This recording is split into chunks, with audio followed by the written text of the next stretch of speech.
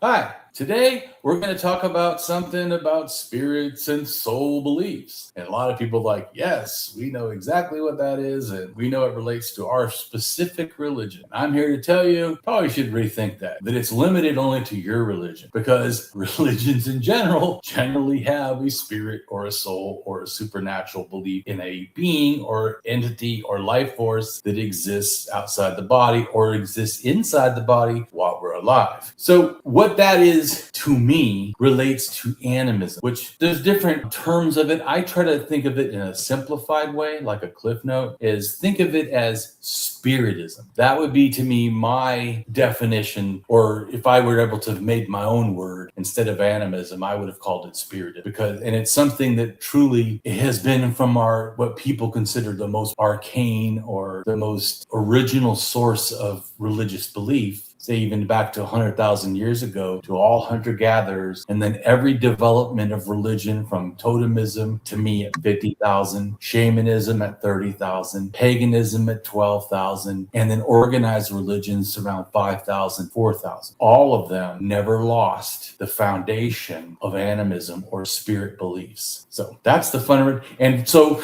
because of that, and I know that most people, are not super familiar with animism or may have a biased, unreasoned thinking about what animism is. We're going to go to the Wikipedia page and we're going to look at real quick what it says, which I think most people really should go and read the whole thing, but about what animism is. So go ahead and read the first paragraph. Animism, from Latin anima, meaning breath, spirit, life, is the worldview or perception that various types of natural phenomena, including non-human organisms and often even landforms and inanimate objects, possess distinct spiritual essences, souls, or personhood. Animism assumes a wide view about which entities may be considered animate, thus typically perceiving animals, plants, rivers, weather systems, and other natural entities, plus in some cases human handiwork and words, as all having Pause it 1 second. I just want to go to this. When it says human handiwork, like a totem pole or an idol, where you create the idol yourself, but then you later think it's imbued with some supernatural spirit relied in it. And some beliefs that relate to this could say that a rock, before I form it or cut it into, say, an idol, already had the spirit there. I just helped bring it out of the stone. Just so people, or the tree, that the totem pole already had this life essence, spirit in itself, and I just helped bring it out, and how it relates to art instead of clan story or whatever. And then words, people often think, well, words aren't things. Yeah, but just think the fact that, like, in most people's relevance, the world religions, like say Judaism, of saying that they don't want to say the name of the god. They have like an aversion to the name. Well, it's not that they think the name is bad. It's so special, sacred, so inanimate, so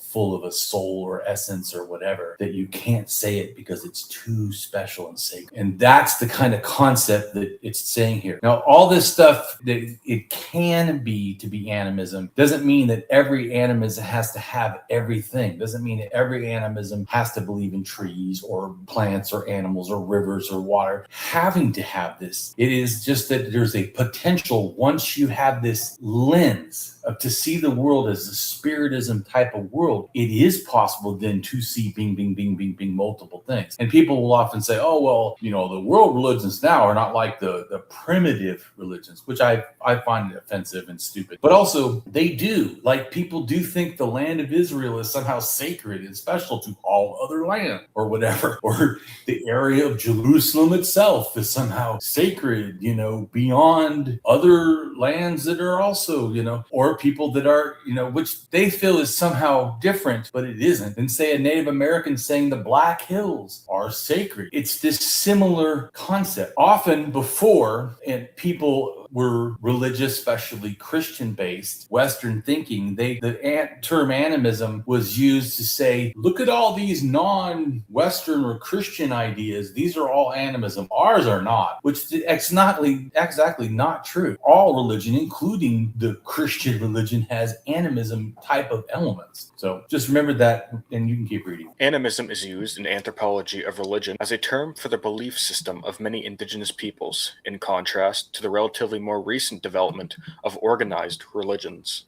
Right. Like I told you, I don't agree they may use it that way, but that's actually holding over bias, because there's nothing in organized religion that excludes it from having all these believe in spiritual essences and all that. None of it. Yeah, so just because it's organized like Christianity, it can still have a bunch of elements that are animistic. And it does have elements that are animistic. They believe in spiritual, like a lot of people will say, well, I'm spiritual, not religious. And I'm like, oh, you're an animist, not particularly an organized religion animist. Okay. So you don't need to, what do you say here? See, although each culture has its own mythologies, rituals, animism said describe the most common fundamental thread in indigenous people's spiritual supernatural perspective. And see, I feel like that's biased. There's no need to add indigenous peoples. You can just say, although each culture has its own mythologies and rituals, animism is said to describe the most common fundamental thread of spiritual or supernatural perspective. Yeah, that would be a better one.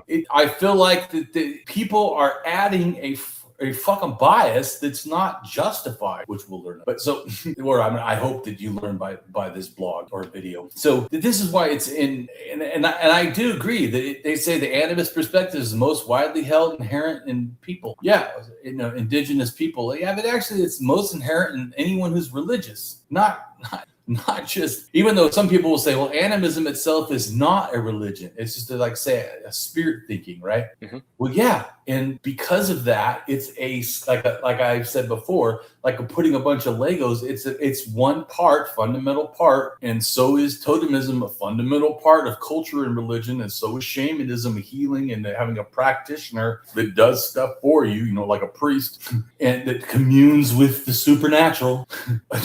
All of this shit is literally just elements of, and they are what we call religion. And to me, religion, though, people understand is, once again, also another word people like to say is, ours is like, even my mom used to say, I'm Christian, I don't have a religion. I'm like, they don't even know what religion means. They try to act like everyone else has religion, we have the truth. Which is why I don't like how some people explain any of these concepts, because I hear other people say, well, none of these concepts are good because they're bigoted. Yeah, they're bigoted in how they're explained and utilized. Not that the concept is inherently wrong. It's not wrong. How can you literally say it's in all these things and yet it's wrong? It's not wrong. It's wrong at how it's explained. And it's wrong how you try to act like it's only in indigenous peoples. What?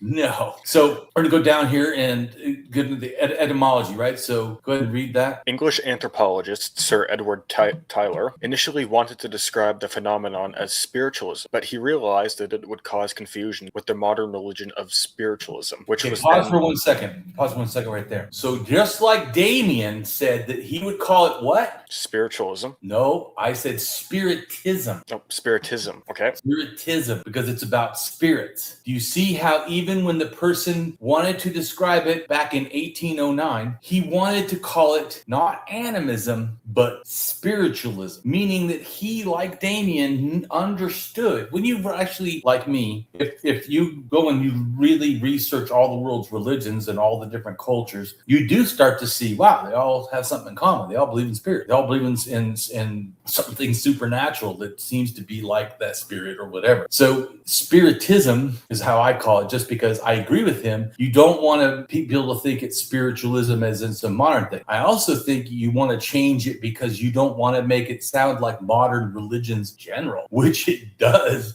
when you explain it without bias. It sure as fuck starts to, if you just explain it and don't tell people it's about indigenous, you'd be like, yeah, I know my religion's like that. Yeah, no shit it is. So we're going to go really fast through this. I don't want to explain every single thing. People should go and read this whole blog, every single part, and it would help you understand. But I don't want to do that particularly. There's other stuff I want to address. I just want to go real quick. So the old animism definition says earlier anthropology perspective, since the term old animism were considered with knowledge that something was alive. What they mean is has a spirit, has a force, a life force or something. And then it says the difference between persons and things. But it says right here, the critics of old animism accused of being a colonized and dualistic word and rhetoric. Well, I've tried to explain, I do agree it was colonized. It was Western Christian specifically thinking of how to explain all these religions of the world with similar shit to us, but yet cannot be anything to do with us. You just call it something different when really that's wrong. And then rhetoric, yeah, because they're acting as if it's this primitive stuff. So the reason we know that too is the idea was developed through a 1871 book called Primitive Culture. So you could, and it says, in which he defined the great doctrine of souls and other what? Spiritual beings in general. How? Just think, if we didn't know you were talking about animism, and I just said Christianity or Western religion or religion in general is the great doctrine of souls and other spiritual beings in general, how would that not seem applicable? So you start to see the problem. The rhetoric part comes in because shit that literally, when you explain it, sounds like all fucking religion, and then you try to throw in this Christian bias. Well, not Christians, of course, because we have the one true religion. So, which isn't justified even in their own explanations. That own explanation, you could say Christian is a doctrine of souls. It's Christianity, the great doctrine of souls and other spiritual beings in general. No one would go, yeah, that doesn't sound right. You'd be like, okay, what Christian would have a problem with that? You see what I'm saying? So fucking bias is fundamentally biased, but not the concept. It's over here. It says, in reading his Primitive Culture led him to believe that Taylor was far more sympathetic regarding primitive populations. See, it's that also is a literally biased thing. Just because I have an earlier form of your religion doesn't mean it's primitive. And it says the idea that one's been that one universal form of primitive religion, whether labeled, see, animism, totemism, or shamanism. And like I try to explain, animism was first to me and split into totemism. So totemism does sound a lot or uses animism. And then separately, even though shamanism comes later, you would almost, and I used to have a problem understanding why it was not inherently from totemism, like a group of totemism and animism invented shamanism, which is not what happened. But I understand later on how movements split and people, developed ideas. Animism developed straight into totemism in France or Germany and Europe at 50,000, and animism, different people go up to Siberia and they invent shamanism straight from animism. So anyways, but I personally don't label any of this as primitive. I label this as just, in a sense, core elements of religion. And I also don't agree they're unsophisticated. This kind of this bullshit. See, it says it's demystis, the unsophisticated, erroneous. Yeah, it is. Calling it primitive, ridiculous. Saying that other religions don't have these is literally ridiculous. So there's other concepts of look at here, it says 19th century orthodoxy on primitive society. See, this is where the rhetoric and bullshit, that it has something to do with primitive. And I don't agree with any of that shit, just so you know. And we're not going to read. So then it says here, animism also, they didn't know if it gave rise to fetishism, which also gave rise to the religion they deemed totemism. But it's not that I disagree even with fetishism or totemism, but how they try to explain it is incorrect and limited, because totemism is literally not limited to just early religion. It's not even, shamanism now has totemism, so does paganism, so does world religion. A lot of things in totemism are not just like a totem animal. They involve things like saying you can't eat certain stuff or you can't have sex with certain people. Literally, that's taboos, right? Totemism is big in taboos. Like the Jews that say you can't eat shrimp, you can't have mixed fabrics, you can't have sex as a homosexual. Only the mother's line passes down, the Jewish heritage, not the father's. I mean, all this, like, oh yeah, that sounds a fuck ton like totemism. Anyways, so to understand that a lot of times how this stuff is used, I feel is, like it says right here, or I feel it is problematic. The term animism says, see here, it says new definitions. I also don't totally like these new definitions because they try to somehow keep the old definition, but yet redefine it, still not saying it's also Christian and other stuff, which I find still problematic. And they're like, well, indigenous communities that are nature worshipers. Like, oh my God, this is the way that this stuff is still doing it is because they're trying to make it like more positive, like, oh, but it's good to, care about nature in a sense, instead of saying, actually, animism is not limited to nature. It's the spirit that is the focus, like the beginning when they wanted to call it spiritualism, because the spirit is the focus, right? So it's not really about nature, about animals, about weather events or places or things being spiritual is more the point, not what is spiritual. That's why a word can be spiritual, right? So I feel like you get my point. Yeah. I feel like even the new animism falls into some of the old traps of starting with the old thinking and then trying to explain it, and they feel less bigoted ways, but I feel like it's not. It still fails. Anyways, and then the Ojibwe, which I probably pronounced this wrong, right? How do you pronounce that? There's different ways to pronounce it. I've heard Ojibwa, Ojibwe. Okay, well then good. Yeah. I'm not totally great, so I'm not terrible then.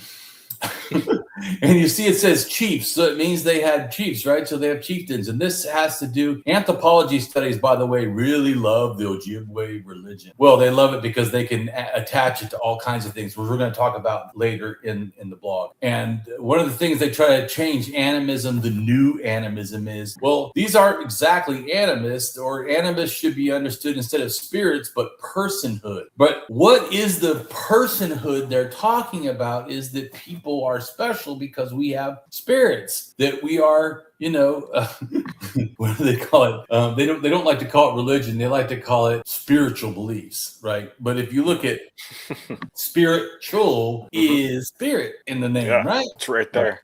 Yeah. Right. So quit all this freaking word salad double talk shit when we can make it a lot more simple. And the problem, like I said, why don't we just make it simple, Dylan? Is because if we explain it simple, then Damien is correct and all religions are doing it. Uh-oh.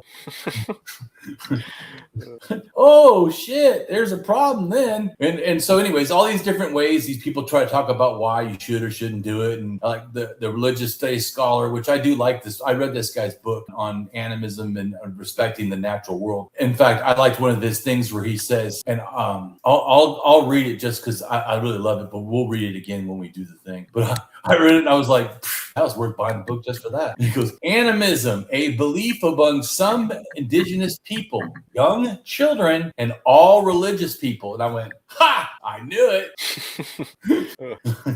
I'm like, boy, that's worth buying the book just that.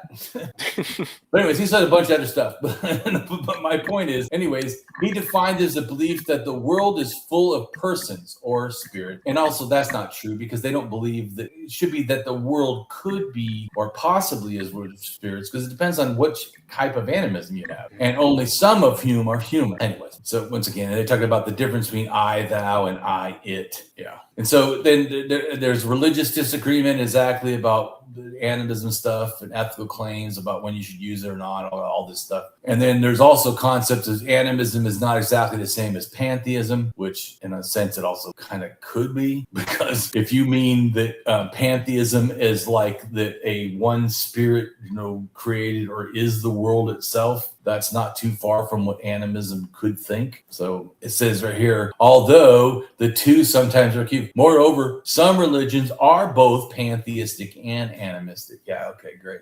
And it says one of the main differences that while animists believe everything to be spiritual in nature, oh, doesn't that sound like the better understanding, right? Not personhoods. Now we're back to spiritual again. They do not necessarily see the spiritual nature of everything in existence as being unified, as pantheists do. But see, so it's still saying pantheists also sort of believe this. They just have a little bit different version of it. Oh, like I always try to say, an evolved version of the original concept. And it says, for example, the Gardo Bunko equate the world soul with God and espouse a pantheistic animism. So once again, they are not like separate things that can't be put together or aren't related. And then fetishism and totemism, in many worldviews, a human being regarded as roughly equal to footing with animals animals, plants, natural forces. That's related to totemism and culture. And then traditional African religions also have all kinds of things and do have animism as how they're explained as being traditionally polytheistic, animist, in some cases shamanistic, also totemist, and even paganist. Anyways, it's also in Asian religions, Indian origins, in Hinduism, Buddhism, Jainism, Sikhism, right? The animistic aspects of nature worship. Of course, it's not just nature worship, and ecological consideration can also be totemism, which is still an evolved version of animism as they're part of their core belief. So, but like I said, when you start reading this, you realize there's more really in Chinese religions, and it talks about how it relates to different philosophies. And then the Shang dynasty, Shinto was Japanese, has animistic aspects. Of course, they all do. All religions, I mean. So in Korea, it talks about the Philippines. It talks about Abrahamic religions. Oh no, I thought we were safe. No, you're not. Animism, in a sense, is not like on every aspect of, say, Christianity, but it's an evolved religion. So it has part of it, but not all of it. It says here, in addition to the conceptual framework the term animism performs, it also provides insight into the rational character of common personhood and material existence. Yeah. So here, the Christian spirit mapping movement is based on a similar worldview of that of animism. Oh, damn it. Dylan, I thought we did so good to get away from that. Keep thinking, keep dreaming. And then Abrahamic Islamic, it says pre-Islamic, well, also post-Islamic. And then it said, of course, there's paganism, because paganism has been identified as a fundamental element in the development of many ancient and modern pagan religious traditions. Oh, God damn it, it's everywhere? Yes, it's fucking everywhere. Ancient paganism has roots in animism. Various cultures, the Celts, Norse, Greeks, Romans, Slavs. They don't list shit ton more, but you get the idea. It says beliefs often incorporate elements now associated with what? Animism. So once again, Damien is right, and the whole world needs to fucking update itself and get to the right. Anyways, there's more stuff too. I don't care about, but also it's in shamanism, because the shaman is a person regarded to having access to an influence to the world of benevolent what? Spirits. Yeah.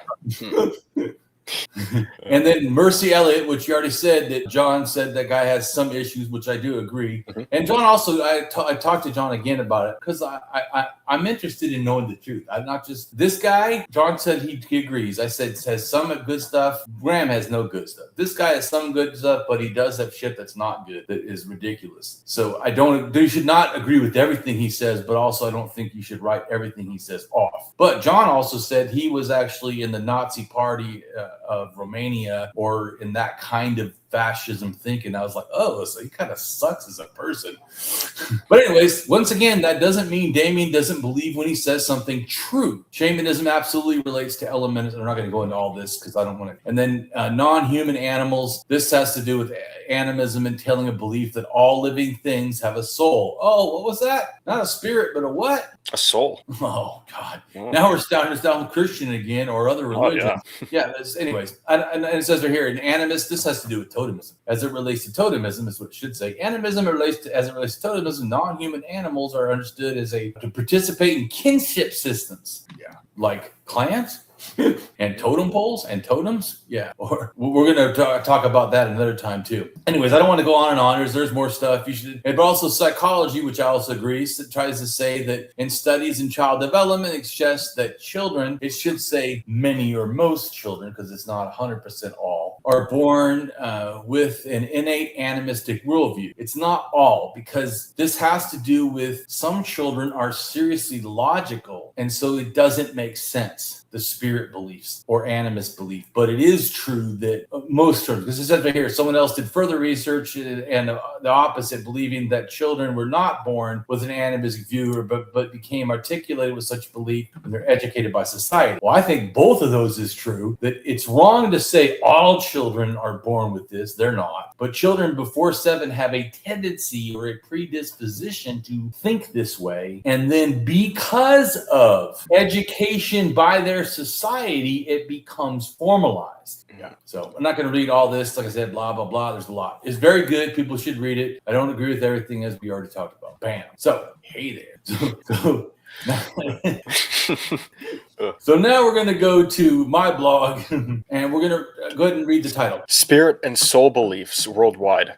Animism, Totemism, Shamanism, and Paganism. Right. And my goal at this video is not like just to do animism itself or spirits or whatever, like I already talked about, because I do have videos on that. And we're going to do more on this. Like we're going to explain, like, I think where it starts 100,000 years ago when we met the Neanderthals. And I think they taught us, I don't know, pre-animism or animism exactly, but something probably along this line. Yeah. And certainly they taught us burial and use of red ochre, which we didn't do either. And we did something different, which is why I don't know if 100% what they taught us was exactly the thing, or if we took the idea and then developed it into animism. Because they didn't put grave goods. We did. That is something we have done. Humans from 100,000 years ago put antlers above people's heads. The Neanderthals didn't. So that's also why, to me, I don't generally believe that it's 100% or talk about it as the animism goes back to them in a sense. I don't start animism at 300,000 years ago, even when they may have done that. Something, maybe it's pre-animism, but certainly from 100,000 down, I call that animism because we seem to put the package into a fuller developed thing.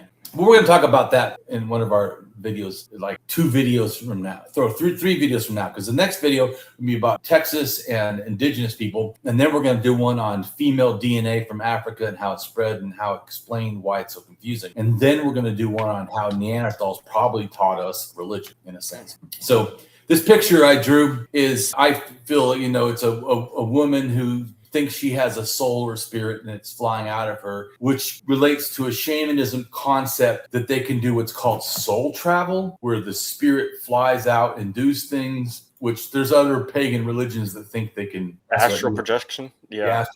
Right, which is a shamanism concept. So it's obviously got into paganism probably from that point. Because a lot of things to me, a lot of the stuff is old and it just keeps adapting and evolving, but you can hear the elements in the other, religious concept. So go ahead and read. This is me saying this, by the way. I don't believe in the supernatural notion of a soul, especially with our natural only evolution. Undesigned natural processes of evolution made us believing machines. I am not an animist, thus I don't believe in souls or spirits. How can I? When in our natural only evolution was there added magical anything? I can't buy anything but natural, thus I can be labeled a metaphysical naturalist, also called an ontological naturalist, philosophical naturalist, and anti-supernaturalist, which is a philosophical worldview that holds that there is nothing but natural elements, principles, and relations of the kind studied by the natural sciences. Right. And some people who I think are wrong try to say that position that I hold as a metaphysical naturalism is too extreme. And I go, as opposed to the evidence to the contrary? Yeah, good point. I'm sorry.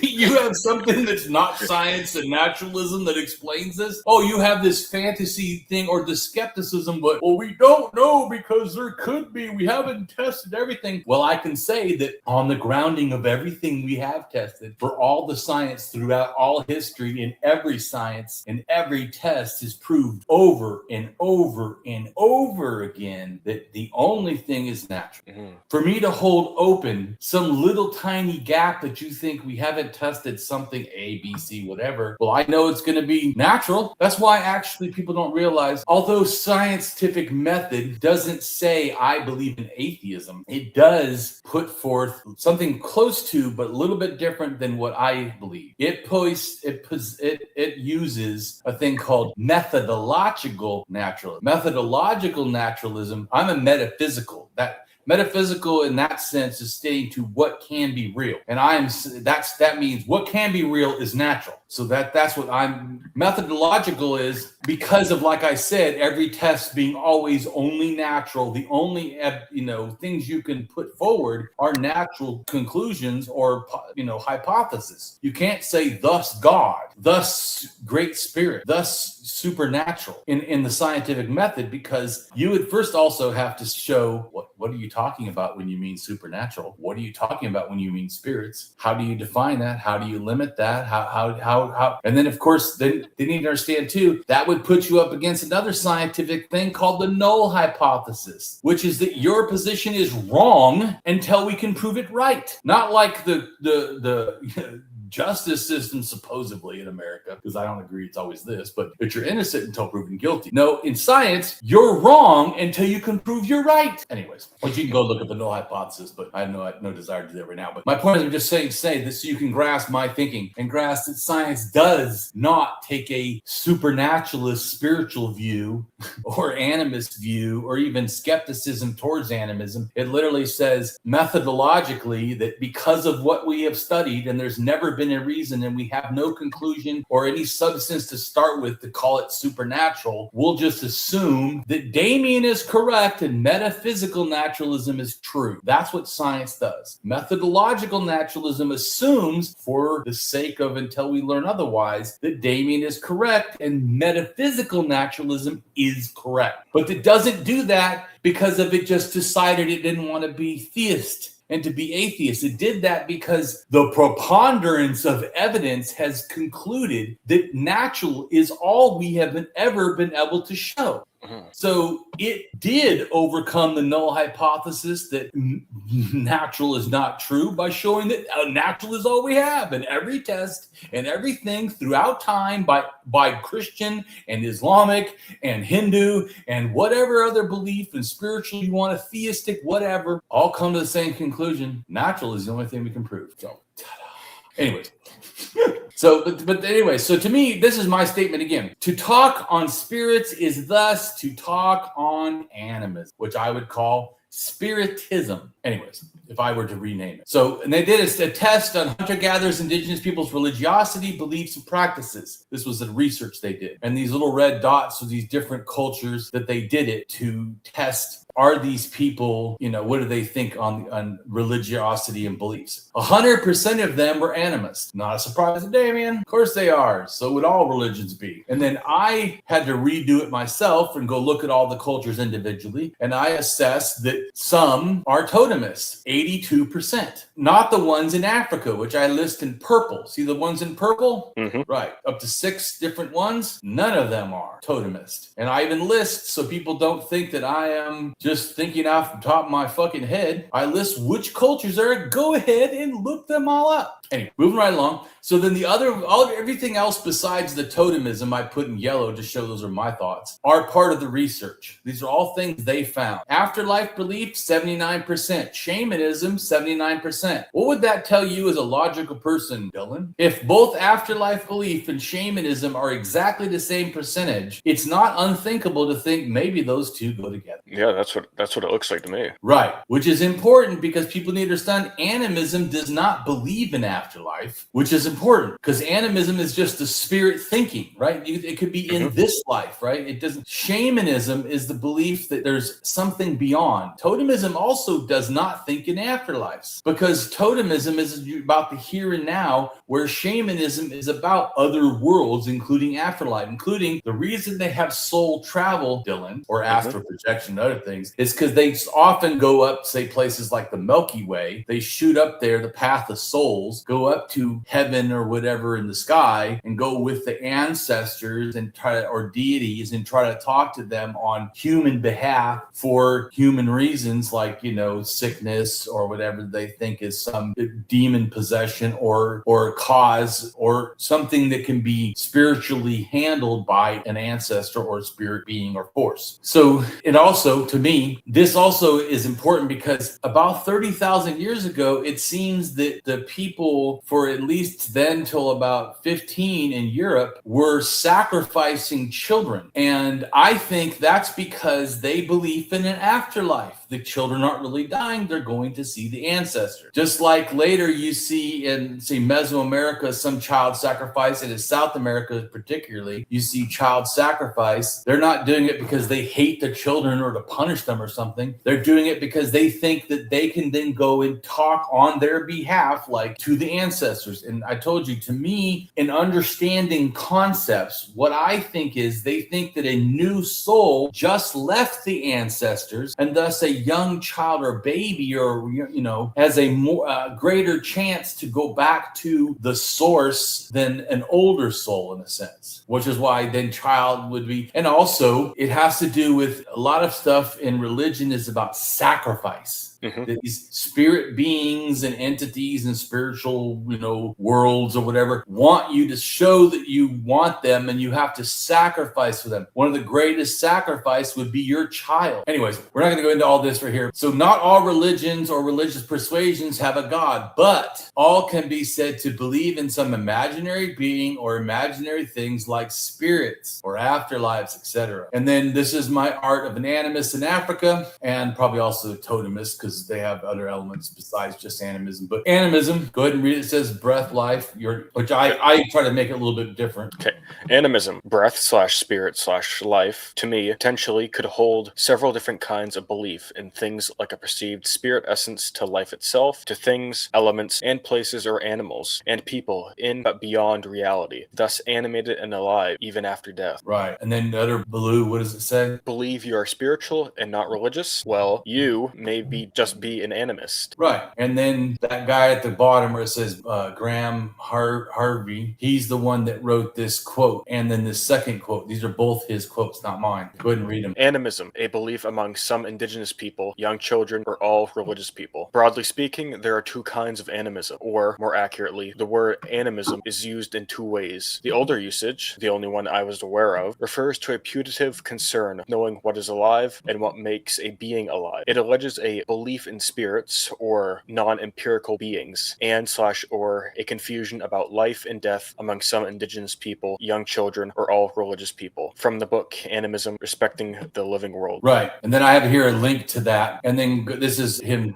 talking about his book. How have human cultures engaged with and thought about animals, plants, rocks, clouds, and other elements in their natural surroundings? Do animals and other natural objects have a spirit or soul? What is their relationship to humans? In this new study, Graham Harvey explores current and past animistic beliefs and practices of Native Americans, Maori, Aboriginal Australians, and eco-pagans. He considers the varieties of animism found in these cultures, as well as their shared desire to live respectfully within larger natural communities. Drawing on his extensive casework, Harvey also considers the linguistic, performative, ecological, and activist implications of these different animisms. Right. And then I hear people all the time, well, Damien, religion is natural. Religion is not natural. Religion is fucking taught. It's a cultural product. I reject the notion that humans are born with an inclination for religion. Rather, we are born with a superstitious animism thinking mind until the age of about 7 years old, and it is out of this childlike daydreaming that religion emerges with the help of people desiring to control. Right. And then here I have Ojibwe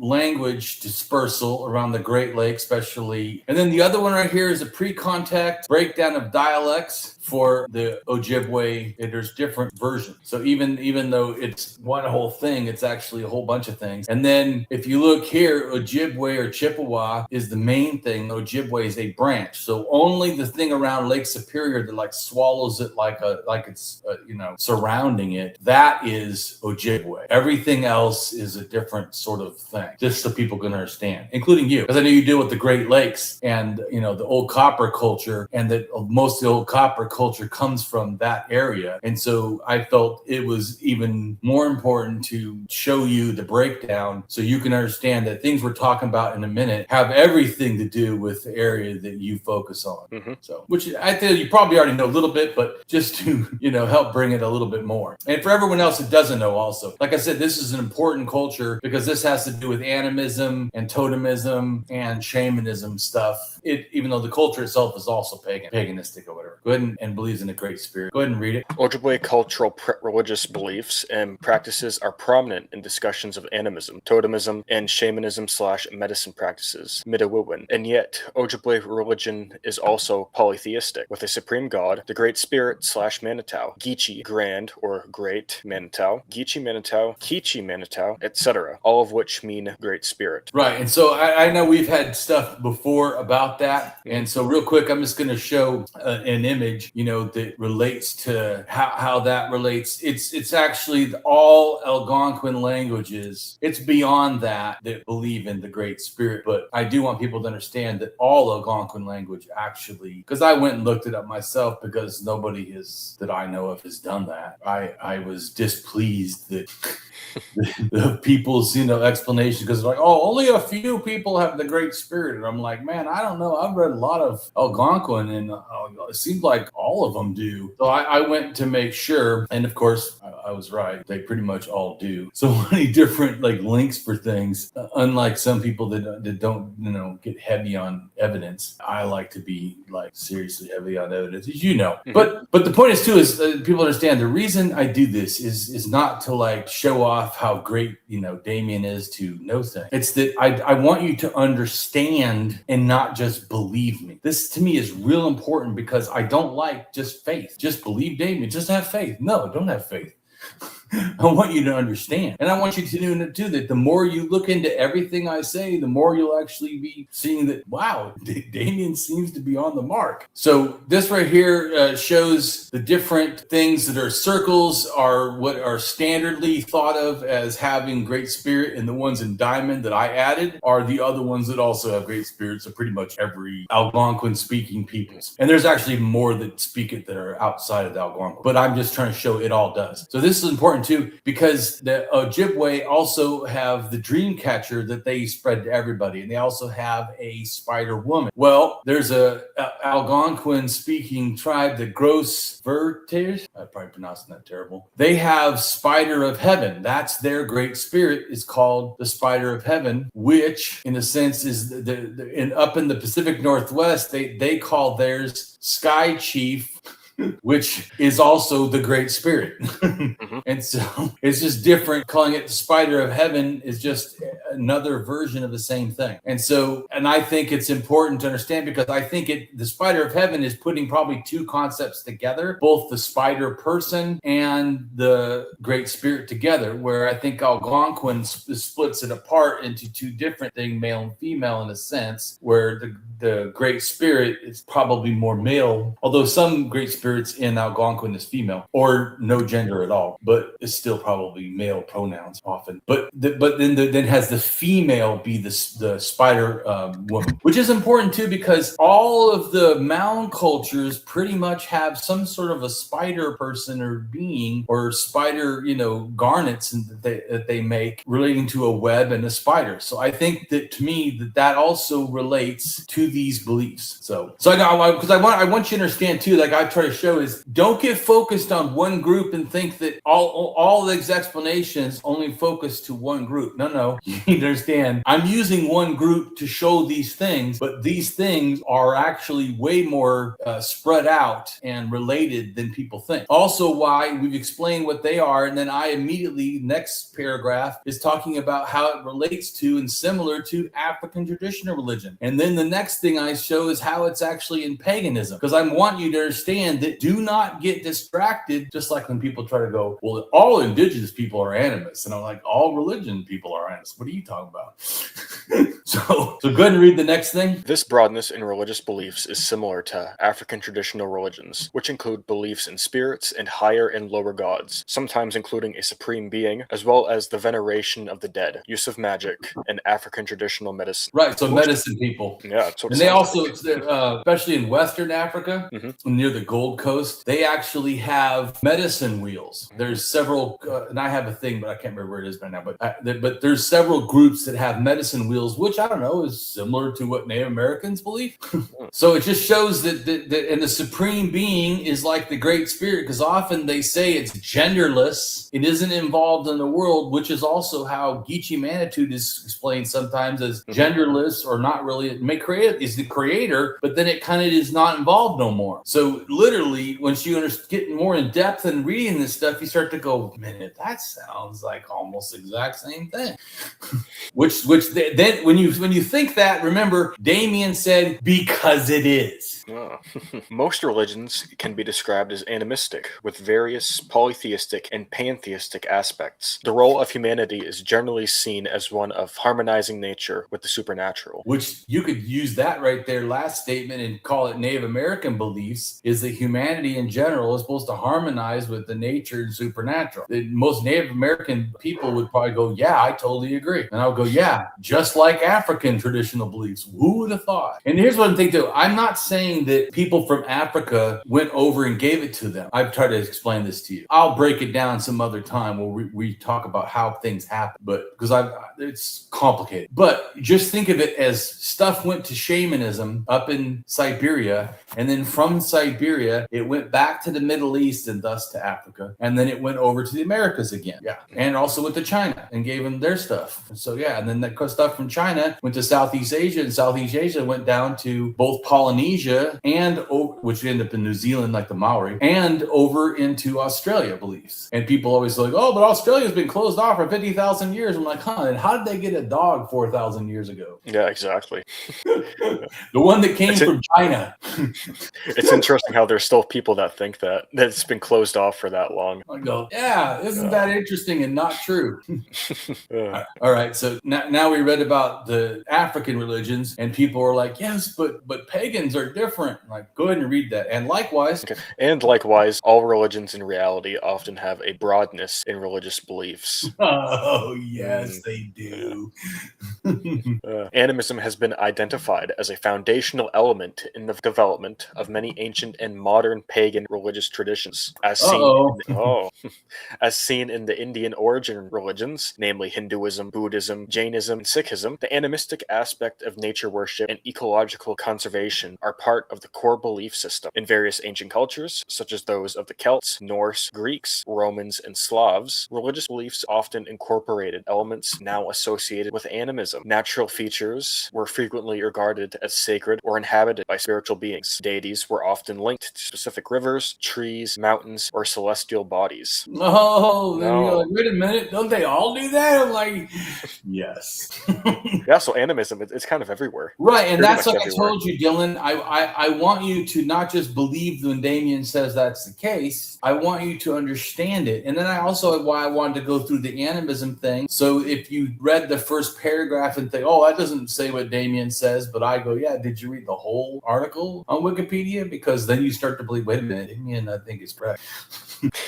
It only sounds like I'm wrong if you don't read the whole thing. Don't just read the first cliff note and think you understand the whole page. Religion stacks supernatural ideas like Legos. Animism at the bottom, then it goes to Totemism, Shamanism, Paganism, and organized religion right at the top. Yep. Religion's supernatural aspects are built upon a series of distinct, often foundational conceptual components. That's how I try to help people grasp this. And then I broke down the little pieces into pieces so people understand. By the way, the one that's upside down is organized religion that just stacks on top of everything else.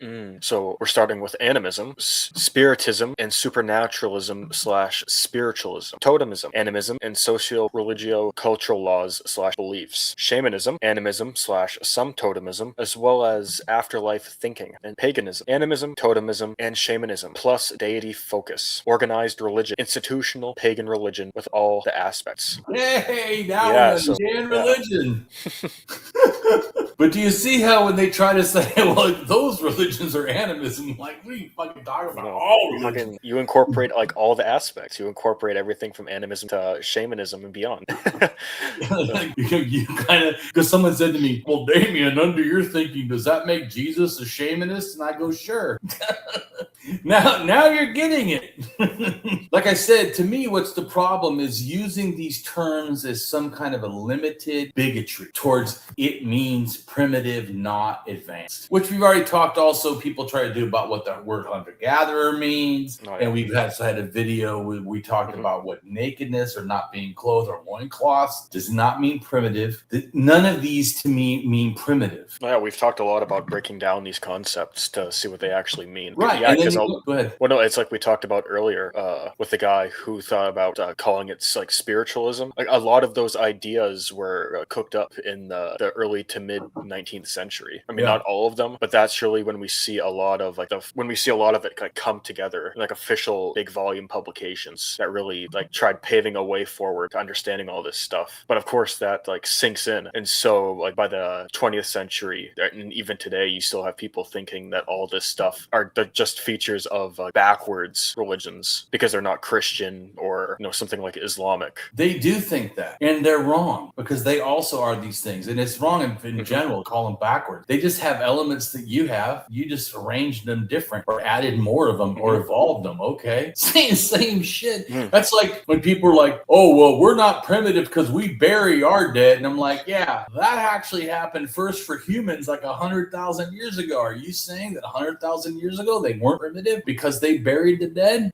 I would probably agree with you. Okay, good, great. They weren't primitive. Now we're on the same page. Quit using that stupid word primitive, which is a fucking bigotry attack and has no real intellectual meaning. I mean, you could even like extend that example, like with not just burials, but what about cremations? Right. There are a lot of Christians and denominations of that cremate. Right, well, and then there's a lot of other cultures, whether animistic or shamanistic, that. Well, and actually, Mungo Man, and this has to do with Lake Mungo in Australia, is I believe, a cremation or the oldest cremation. So Australia Aborigines at the oldest evidence of a cremation. So if once again, this whole concept of what's primitive and not, it's just a bigotry bullcrap to me. It's not. So I don't use it, and I don't like when I hear people use it. In fact, when you use it, like all of you pseudo archaeologists do, fucking all the time, I just get pissed right as soon as I hear that. I can almost stop listening because I know, oh, a dumb fuck is talking. Anyways, because and people understand, it's not like I'm some lover of religion. I am an anti-religionist, anti-theist, atheist, a complete materialist. Literally cannot stand hearing people talk about bullshit. But I also am a rationalist and cannot stand people fucking lying or making up bullshit that's just bigoted and has nothing to do with the fucking truth. If you make true arguments against someone that's valid, cool. But to come up with invalid, untrue shit and then act like you've made a valid argument, it's fucking irritating to me. So that's why I try to help you understand. If you want to attack, the thinking, attack it on what it's actually saying, not come up with some fake bullshit. Anyways, so let's go ahead and read Ojibwe and Animism Discourse. Okay. The new animism emerged largely from the publications of anthropologist Irving Hallowell, produced on the basis of his ethnographic research among the Ojibwe communities of Canada in the mid-20th century. For the Ojibwe encountered by Hallowell, personhood did not require human likeness, but rather humans were perceived as being like other persons, who, for instance, included rock persons and bear persons. For the Ojibwe, these persons were each willful beings, who gained meaning and power through their interactions with others. Through respectfully interacting with other persons, they themselves learned to act as a person. Hallowell's approach to the understanding of Ojibwe personhood differed strongly from prior anthropological conceptions of animism. He emphasized the need to challenge the modernist, Western perspectives of what a person is by entering into a dialogue with different worldwide views. Hallowell's approach influenced the work of anthropologist Nurit Burr-David, who produced a scholarly article reassessing the idea of animism in 1999. 7 comments from other academics were provided in the journal debating Burr-David's ideas. Ojibwe Totemism Discourse. A totem, from Ojibwe dudum, is a spirit being, a sacred object, or symbol that serves as an emblem of a group of people, such as a family, clan, lineage, or tribe, such as in the Anishinaabe clan system. While the word totem itself is an Anglicization of the Ojibwe term, and both the word and beliefs associated with it are part of the Ojibwe language and culture, belief in tutelary spirits and deities is not limited to the Ojibwe people. Right, and we already talked about tutelary spirits also, right? Which are protective spirits or protective deities. It can be protective to a person, place, thing, family, clan, lineage, whatever. Similar concepts, under differing names and with variations in beliefs and practices, may be found in a number of cultures worldwide. The term has also been adopted, and at times redefined, by anthropologists and philosophers of different cultures. Tribal religions have been known to use totem terminology for personal identification with a tutelary spirit or spirit guide. The Anishinaabe peoples are divided into a number of dudeman or clans, singular dudem, named mainly for animal totems, or dudem, as an Ojibwe person would say this word. In Anishinaabe Moan, Ode means heart. Dudem or clan literally would translate as the expression of or having to do with one's heart, with dudem referring to the extended family. In the Anishinaabe oral tradition in prehistory, the Anishinaabe were living along the coast of the Atlantic Ocean when the great Migis beings appeared from the sea. These beings taught the Mide way of life to the Wabanaki peoples. 6 of the 7 great Migis beings that remained to teach established the Odudeman for the peoples in the east. The 5 original Anishinaabe totems were Wawazizi, bullhead, Baswanazi, echo maker, i.e. crane, Anawan, pintail, duck, Nuke, tender, i.e. bear, and Muzwanoe, little moose tail. Right on. Ojibwe and shamanism / medicine practices, Midewiwin discourse. The Midewiwin in Ojibwe syllabics, also spelled Midewin and Medewiwin. By the way, whenever it's a ruin thing, you don't have to say that. I just put it so people that are reading this know, but you don't have to try to do this. Just like you do a lot better than I do pronouncing a lot of these terms. I'm terrible. People don't ever take my reading of the terms, like how they're pronounced, as correct. I don't know. I'm better at the ideas. I understand these concepts and these things and how they relate and interrelate and are universal or whatever, the details. I'm pronouncing stuff. I suck. That's not a skill I have. Yeah, Dylan has the skill at an amount certainly higher than I do. Like, I'm not familiar at all with Ojibwe syllabics. I wouldn't know like what these characters mean or what they stand for. That's something I still have to look into. But when it comes to like pronunciation, I'm more familiar with the Great Lakes terminology. But even pronouncing terms, like if we read about Japanese cultures or African cultures, I'll take my time and pronounce every unfamiliar term I can. That's just a preference for me. I admire you. You do a lot better job than I do. Okay. So yeah, but I'm just saying that in my videos in general, I'm trying to help you grasp the larger picture and then understand the details of why it's true. So you're not like just trusting and believing me that I just say this and that, you just have to have faith. Fuck that shit. I'm against faith. Faith is not a way to know any fucking thing. No. The Midewiwin, or the Grand Medicine Society, is a religious society of some of the indigenous peoples of the Maritimes, New England, and Great Lakes regions in North America. Its practitioners are called Midu, and the practices of Midewiwin are referred to as Mide. Occasionally, a male Midu is called Midewinini, which is sometimes translated into English as medicine man. According to historian Michael Angel, the Midewin is a flexible, tenacious tradition that provided an institutional setting for the teaching of the worldview, religious beliefs of the Ojibwe people. Commonly among the Anishinaabe, Midewin is ascribed to Winaboshu, Onaneboshu, as its founder. However, among the Abenakis, Midewin is ascribed to Mateguas, who bestowed the Midewin upon his death to comfort his grieving brother Glooskap, who is still alive. Annual and seasonal ceremonies: Abita Bibun, midwinter ceremony; Animush, white dog ceremony; Jibe Inakawin or Jibinakawin, feast of the dead; Gog in or Gog Ishin, raven festival. Now I think this is important because raven is a humongous thing in the mythologies of the Pacific Northwest, where I think that these ideas probably filtered down from. Zazag Iwachigan, painted pole festival. Now, we talked before, poles can relate to the axis mundi, or like the center of the world. Also, sometimes they believe the pole is where the shaman travels to the soul travel to, the spirit world in a sense, because they also see it related to, people think that the Milky Way is also like the spine. It's called in some cultures the spine of the world, meaning it's the center, the core, the thing that connects heaven and earth. Mawinez Iwin, War Remembrance Day. Wikwand Iwin, seasonal ceremonial feast, performed 4 times per year, once per season. The Wikwand Iwin is begun with a review of the past events, hope for a good future, prayer, and then the smoking of the pipe carried out by the heads of the Dudam. These ceremonies are held in midwinter and midsummer to bring together people, various medicines, and combine their healing powers for revitalization. Each Wikwanduin is a celebration to bring thanks, show happiness, and respect to Gichi Manitou. It is customary. Which is similar, of course, to Gichi Manitou. So it's just a little different pronunciation. Or to give thanks to the Great Spirit, just stated a little bit different.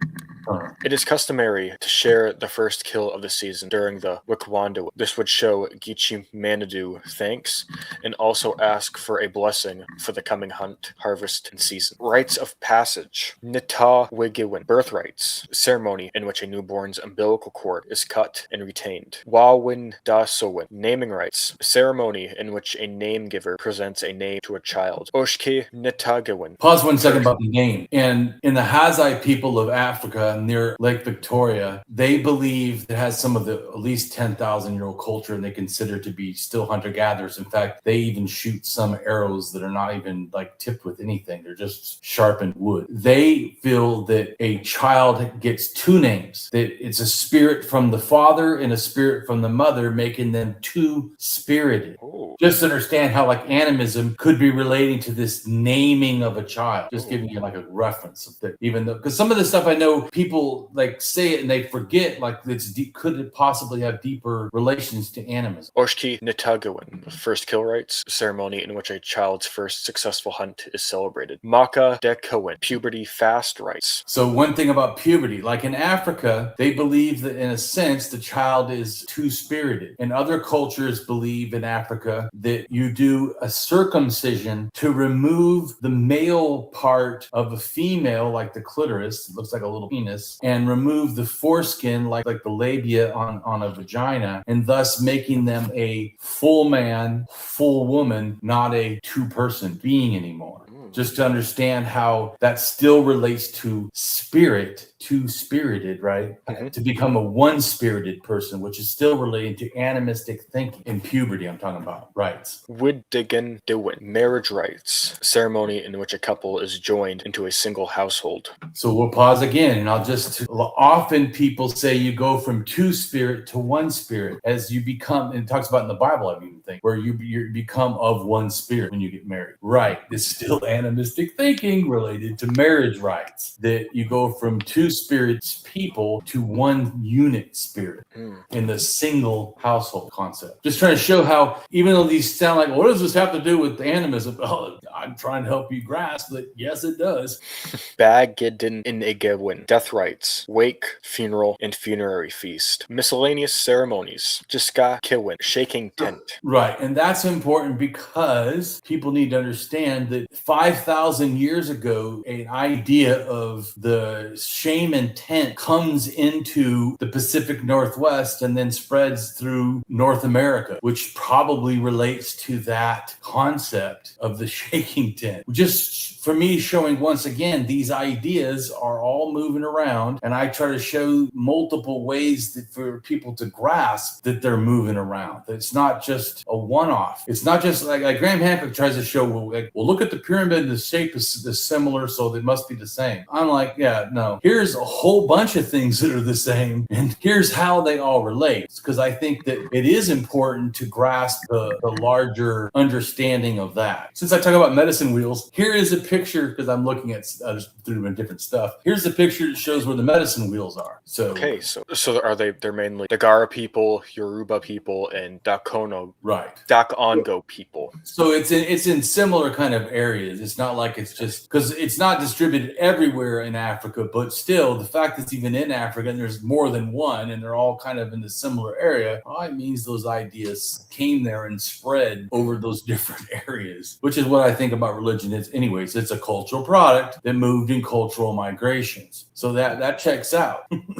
And the same thing with the Gichi Manitou or the Great Spirit. The fact that it's not in every single one, but it's in all the ones that relate to each other, like it was passed along as a cultural product in cultural migrations. It's literally not random. And like I said, that's what I keep trying to show is not random. And that the fact that these things, it's not like Graham Hancock where you just show different stuff and you're just guessing and shit or making crap up. No, there is definite relation to what I'm saying. And I'm trying to, back it up by showing you those things so that you then understand. Because, look, if I was wrong, I want you to prove that I'm wrong, showing I'm wrong. I'm totally okay with that. Light tint, dark tint. Then these, like I said, are 5,000 years old. Two basic types of shamanic seance in North Asia and North America. The dark tent, with the audience only hearing a shaman's acts, while the other is light tent and watching the shaman's acts. Right. And I think that's important, because, like I said, people think, oh, well, everything happened in situ. And I keep saying, but it didn't. No. What it didn't do, like Graham thing, where it went over one time back in the Ice Age. No, this is only 5,000 years old. So no, that's not what happened, which is, like I said, which I'm trying to help you understand. Because there was multiple migrations. So that's also why it's spread out in such a both connected but not universal pattern, right? Because it didn't spread over in one time. Like real quick, we're going to go to Great Spirit, my blog on it, just because I want to show you what I'm talking about, because I think it helps understand. Because I really, my goal is not for you to believe me, but to understand. So here's my Great Spirit, Great Mystery, Great Father, Great Sky Chief, whatever. And so if you notice up here near Alaska's tip, it says Sky Father myth. It comes in from the, Siberia, and then it goes to the Tlingit. It also hits all these other ones down here below the Tlingit and all kinds of other groups. But in general, this is just a general version that it comes in, it hits the cultures, and it goes over to the Algonquin. So it's just moving around. I just my rough thing, and then I show what I give the name of the Tlinkit's Great Spirit and the name of Algonquins and the Iroquois and the Lakotas and Pawnees. I'm giving you these different cultures and then what the name is, so you understand. And if you see here, I even break it down. I say, to me, go ahead and read that. There are three types of the Great Spirit thinking to me. Number one, Great Spirit, animistic type. Great Mystery, likely no referred gender. Number two, Great Spirit, totemistic / shamanistic type. Great Spirit is likely not fully seen as a god / goddess type spirit. It could be an animal, may have male or female gender. Number three. By the way, real quick, that would be like when it says it's the spider in the sky. Oh, okay. Just to help tie it in for people that don't grasp. Number three, Great Spirit, paganistic type. Great / high god, likely a male gender commonly related to the sun or blue / clear sky. Right. So it gets different in its specific distribution. This picture right here is kind of my idea of how the ideas end up in the Americas and in different versions. And I say early, paganism, and then, paganism with early earth diver myth with no paganism, and then earth diver, of course, then with paganism, sky gods and goddesses, and then earth diver with sky gods and goddesses a second time. But that's that last time they start to come in and have the Great Spirit, because now they're beyond just all spirits are equal. Now it's like chieftain spirit, which in fact there's a Great Spirit called the Sky Chief. So that's important to understand. See, Sky Chief, it says Carib Indians is a Great Spirit, which is also what they call the one in the Pacific Northwest too, is the Sky Chief. Different kind. And here's my one that shows all the different complexities of diversions of how people were coming over at different times, and then how they were dispersing. So I don't agree with Graham. There's never some one time did it all, no, that's complete coarse crap. And this right here explains the Great Spirit and Sky Chief, whatever thing. And then I point arrows to show which group relates to which idea or cultural connection. And if you see in Siberia, the one, or Russia, the one that's the NIVKH, that relates both to over where the Haida and the Tizelman belief or whatever, and which is below the Tlingit or near the Tlingit, is that one in green, which I think it relates to Chehalis, which then ends up going to the Algonquin more specifically than because I looked deep, but still. So the one for Yanissean belief, that goes to the Tlingit, which also does affect other things down the coast, maybe even Puritan or whatever. whatever, which then sends it down south. But see, so these different ones, it's not just, once again, even though they all come in at a sort of a similar time, they're not all connected to the exact same. It's not one culture did it all. One language family did it all. No. And so this is me trying to be more distinct than how and who influenced who. So, because I think it's important, because especially like I said, the pseudo-archaeologists, I think they just do like this, oh, well, it just went this general direction and then did this. No, that's never been how things happen. So I try to do the hard work. Dylan knows I do this. I try to do the hard work that the other people haven't exactly done, to break it down and show you how this ended up with over where. Anyways, so, and then I think this has the tent things. I'm going to try to go down to the tents and see if this right here, of course, this shows what I was talking about too, real quick, just to show when these people came and got the Tlingit at 5,000. And the reason the 5,000 is important, also look at knife, right? The word for metal and knife comes from Siberia and goes all the way over to, Europe and everything. And it also goes over to the Americas, because I'm right. And, oh yeah, the dark tent. There it is. So go ahead and read about the dark tent, because this is an article, by the way, actually more than one article. Go ahead, it's 2 articles I put together. But. Dark tent and light tent, shamanic ritual and ancient circumpolar migrations. 2 basic types of shamanic seance in North Asia and North America. The dark tent is where the audience only hears the shaman's acts, while the other is the light tent, where the audience watches the shaman's acts. So pause right there. Now, when it says that they only hear their act, I will reference back to what I was trying to reference, which I'm sure by now people have forgotten about, the shaking tent. A shaking tent is the one where you do what, Dylan? Only hear, not see, because it's shaking. You don't see past the tent. You're on the outside. The tent is shaking. You're hearing and seeing it shake. You're not seeing what the shaman is doing. We hadn't even read the full description of what the shaking tent was. We only had read the term. But, well, yeah, we could have gone to what that particular means. I'm not going to. We can, but I wasn't going to. But I just wanted to show you it is this related concept. Okay. Connections between Siberian and North American groups. Through an extensive ethnographic comparison, it shows that indigenous peoples of the North share a ritual tradition, the dark tent, across 10,000 kilometers around the pole, from Western Siberia to Labrador and the American plains. Drawing on recent genetic data, it hypothesizes that this ritual technique, grounded in an animistic cosmology, expanded from Western Siberia to the east and was introduced into North America by the Paleo-Eskimo approximately 5,000 years ago. Oh, what was it, Dylan? 5,000 years ago. Funny, that's exactly the time that the Tlingit religion breaks off of the other things, 5,000 years ago. And that would be, of course, before Algonquin left Alaic from the Pacific Northwest and went over to the Great Lakes. So it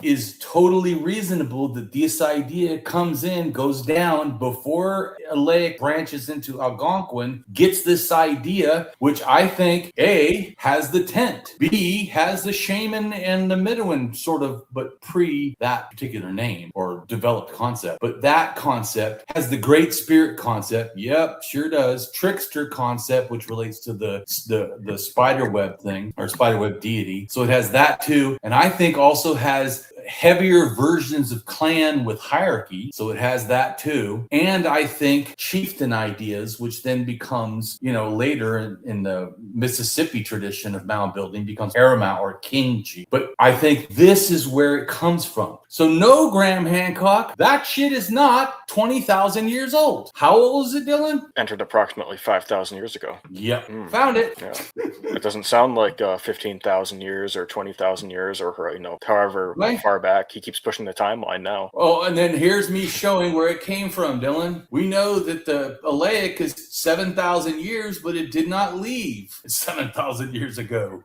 And where it comes from, the Columbia Plateau. And it went over there. And then here's another one that shows there's the Tlingit language, and then the Athabascans, and we know that influenced the other stuff. And then here I show the island, which is has an has one of the oldest shell mounds on it, and it's basically the island of the Great Spirit and where it's at. And I also show what DNA is in that area. And then, by the way, how old is that? It's an 8,200-year-old shell mound. Oh, kind of old. And then we see here that the mound builders are basically 5,500 to 1,600 CE. And I show how they're inside. The Adena is inside of what the Hopewell is. And then I show that little red dot over in the Great Lakes to show where that shell mound and the Great Spirit Island is, which we know that even further down the language came, and certainly I feel these ideas merged down into the Adena and then thus all the other cultures. This is and see, it says Mound Indigenous is around 5,000 years old. Yeah, because that's when the hot spot of these ideas were moving around to me, and also sort of the evidence.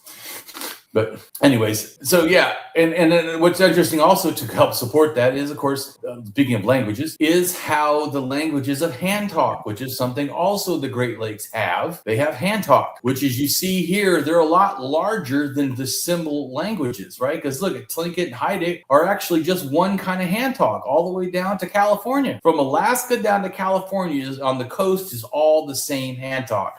Almost like those ideas went that way, Dylan. Yeah. Damien, my motto is that is what happened. And this is just the remnants of that conclusion. And the same with the ideas go from Alaska all the way to the Great Lakes area, probably, or to all the way across Canada. Yeah, it's all one language, even though those are multiple groups and multiple language families. Hand talk tells the truth of the hidden that we don't think about. And then also here, this shows there was originally one North American hand language that when split up into all these things, that then later split up into all these smaller groups, kind of like what Damien says. Even the hand talk. So going back to the thing, remember it goes from Siberia in 5,000 years ago and then spreads all over the place. Yeah. Anyways, off of that, let's go to, like Dylan said, let's be diligent. Let's go look up what a shaking tent is, just to make sure we're right. The shaking tent ceremony is a ritual of some indigenous people in North America that is used to connect the people with the spirit realm and establish a connection and line of communication between the spirit world and the mortal world. These ceremonies require special tents or lodges to be made and are often performed under the direction of a medicine man or a spiritual leader who uses different practices, rituals, and materials to perform the ceremony. This ceremony is more commonly used by specific indigenous tribes long ago, but is still practiced around the continent today. You notice that the picture they have for it is a dark sky or dark time, right? With the tent lit up, like dark and light tent. Remember we were talking about? So, yeah. But anyways, I don't want to go into all this, but like I said already, and the other way it says the Ojibwe tribe uses this ceremony. But of course, they're not. And look at what it's called, Spirit Lodge. So we're back to spirits again. Oh my, what the? But then it says there are how many? Many tribes in Canada and northern United States that practice this ceremony. Oh, it's almost, get out of this. It's almost like Damien was correct. Dang it. Again, Dylan.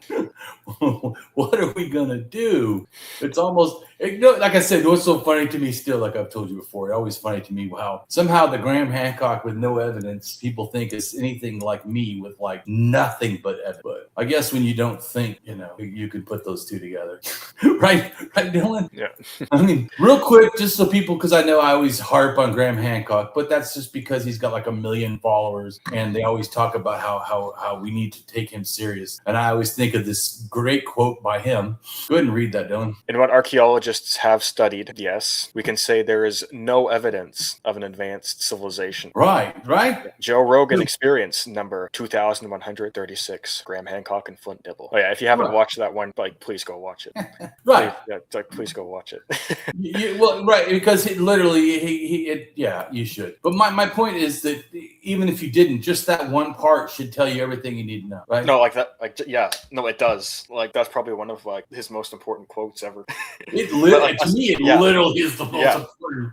Like aside from that, why I recommend people watch it is because it really set the tone for everything we're seeing now. The alt history field was almost something different before he had that debate with Flint Dibble. Like since then, Professor Dave, we've talked about him before. He's really gotten involved since that, and there's been a whole bunch of brand new like social media accounts like devoted to this lost ancient high technology narrative since that Flint Dibble episode. Like, it's incredible. Like, just seeing how many academics have come out of the woodwork to defend Flint Dibble and to point out the flaws in this like alternative narrative. Yeah, I support a lot of what Flint Dibble says. So it doesn't even matter though about him. Like, some people try to say, well, he could be wrong. Okay, so let's assume he's wrong. What does that have to do with Graham Hancock has no evidence? No. Would you say so far from what you've watched that what I explained has no evidence? No, I'd say the opposite. You have like for the theories that you're constructing, like trying to piece together what happened around the world from like the time of the Neanderthals and even before to like what is it, 5,000 or 3,000 years ago? Yeah. Like, you have it's structured. You know, you have evidence to support your ideas. The thing with Graham, like we've talked about before, is what's the term you use? Isn't it like loose speculation? Something like loose that? Speculation, absolutely. Yeah, that's what a lot of his ideas are. They're not really structured. They're loose. Like just a moment ago, we talked about the medicine wheels in North America and in Africa around the Gold Coast. No, for somebody like Graham, he'd say, well, since they're on the coast and since Africa is mysterious, especially the Sahara, they're probably connected. There was probably like a lost Atlantean colony along the coast of Africa or something. I would expect him to say that. Yeah, I agree. But what you're doing is you're showing everything else. He doesn't talk about that he likely won't talk about. Is all this evidence? Yeah, because it would blow his theory out of the water. You know, right? That's also what I say. I feel like when people say he can't be debunked, I feel like everything I show and almost every video I do literally does that very thing. Yeah. Not only supports my ideas, but literally debunks his effing bullcrap. So speaking of Africa, like you were saying, what's Damien's thought of how Africa got the ideas? They got them from Siberia, but Siberia went to the Middle East, and then from the Middle East they shot into Africa. Bing. So, and once again, I have evidence. I know what time things happened, what DNA had happened. You know, I don't know, almost like I'm trying to look for the truth.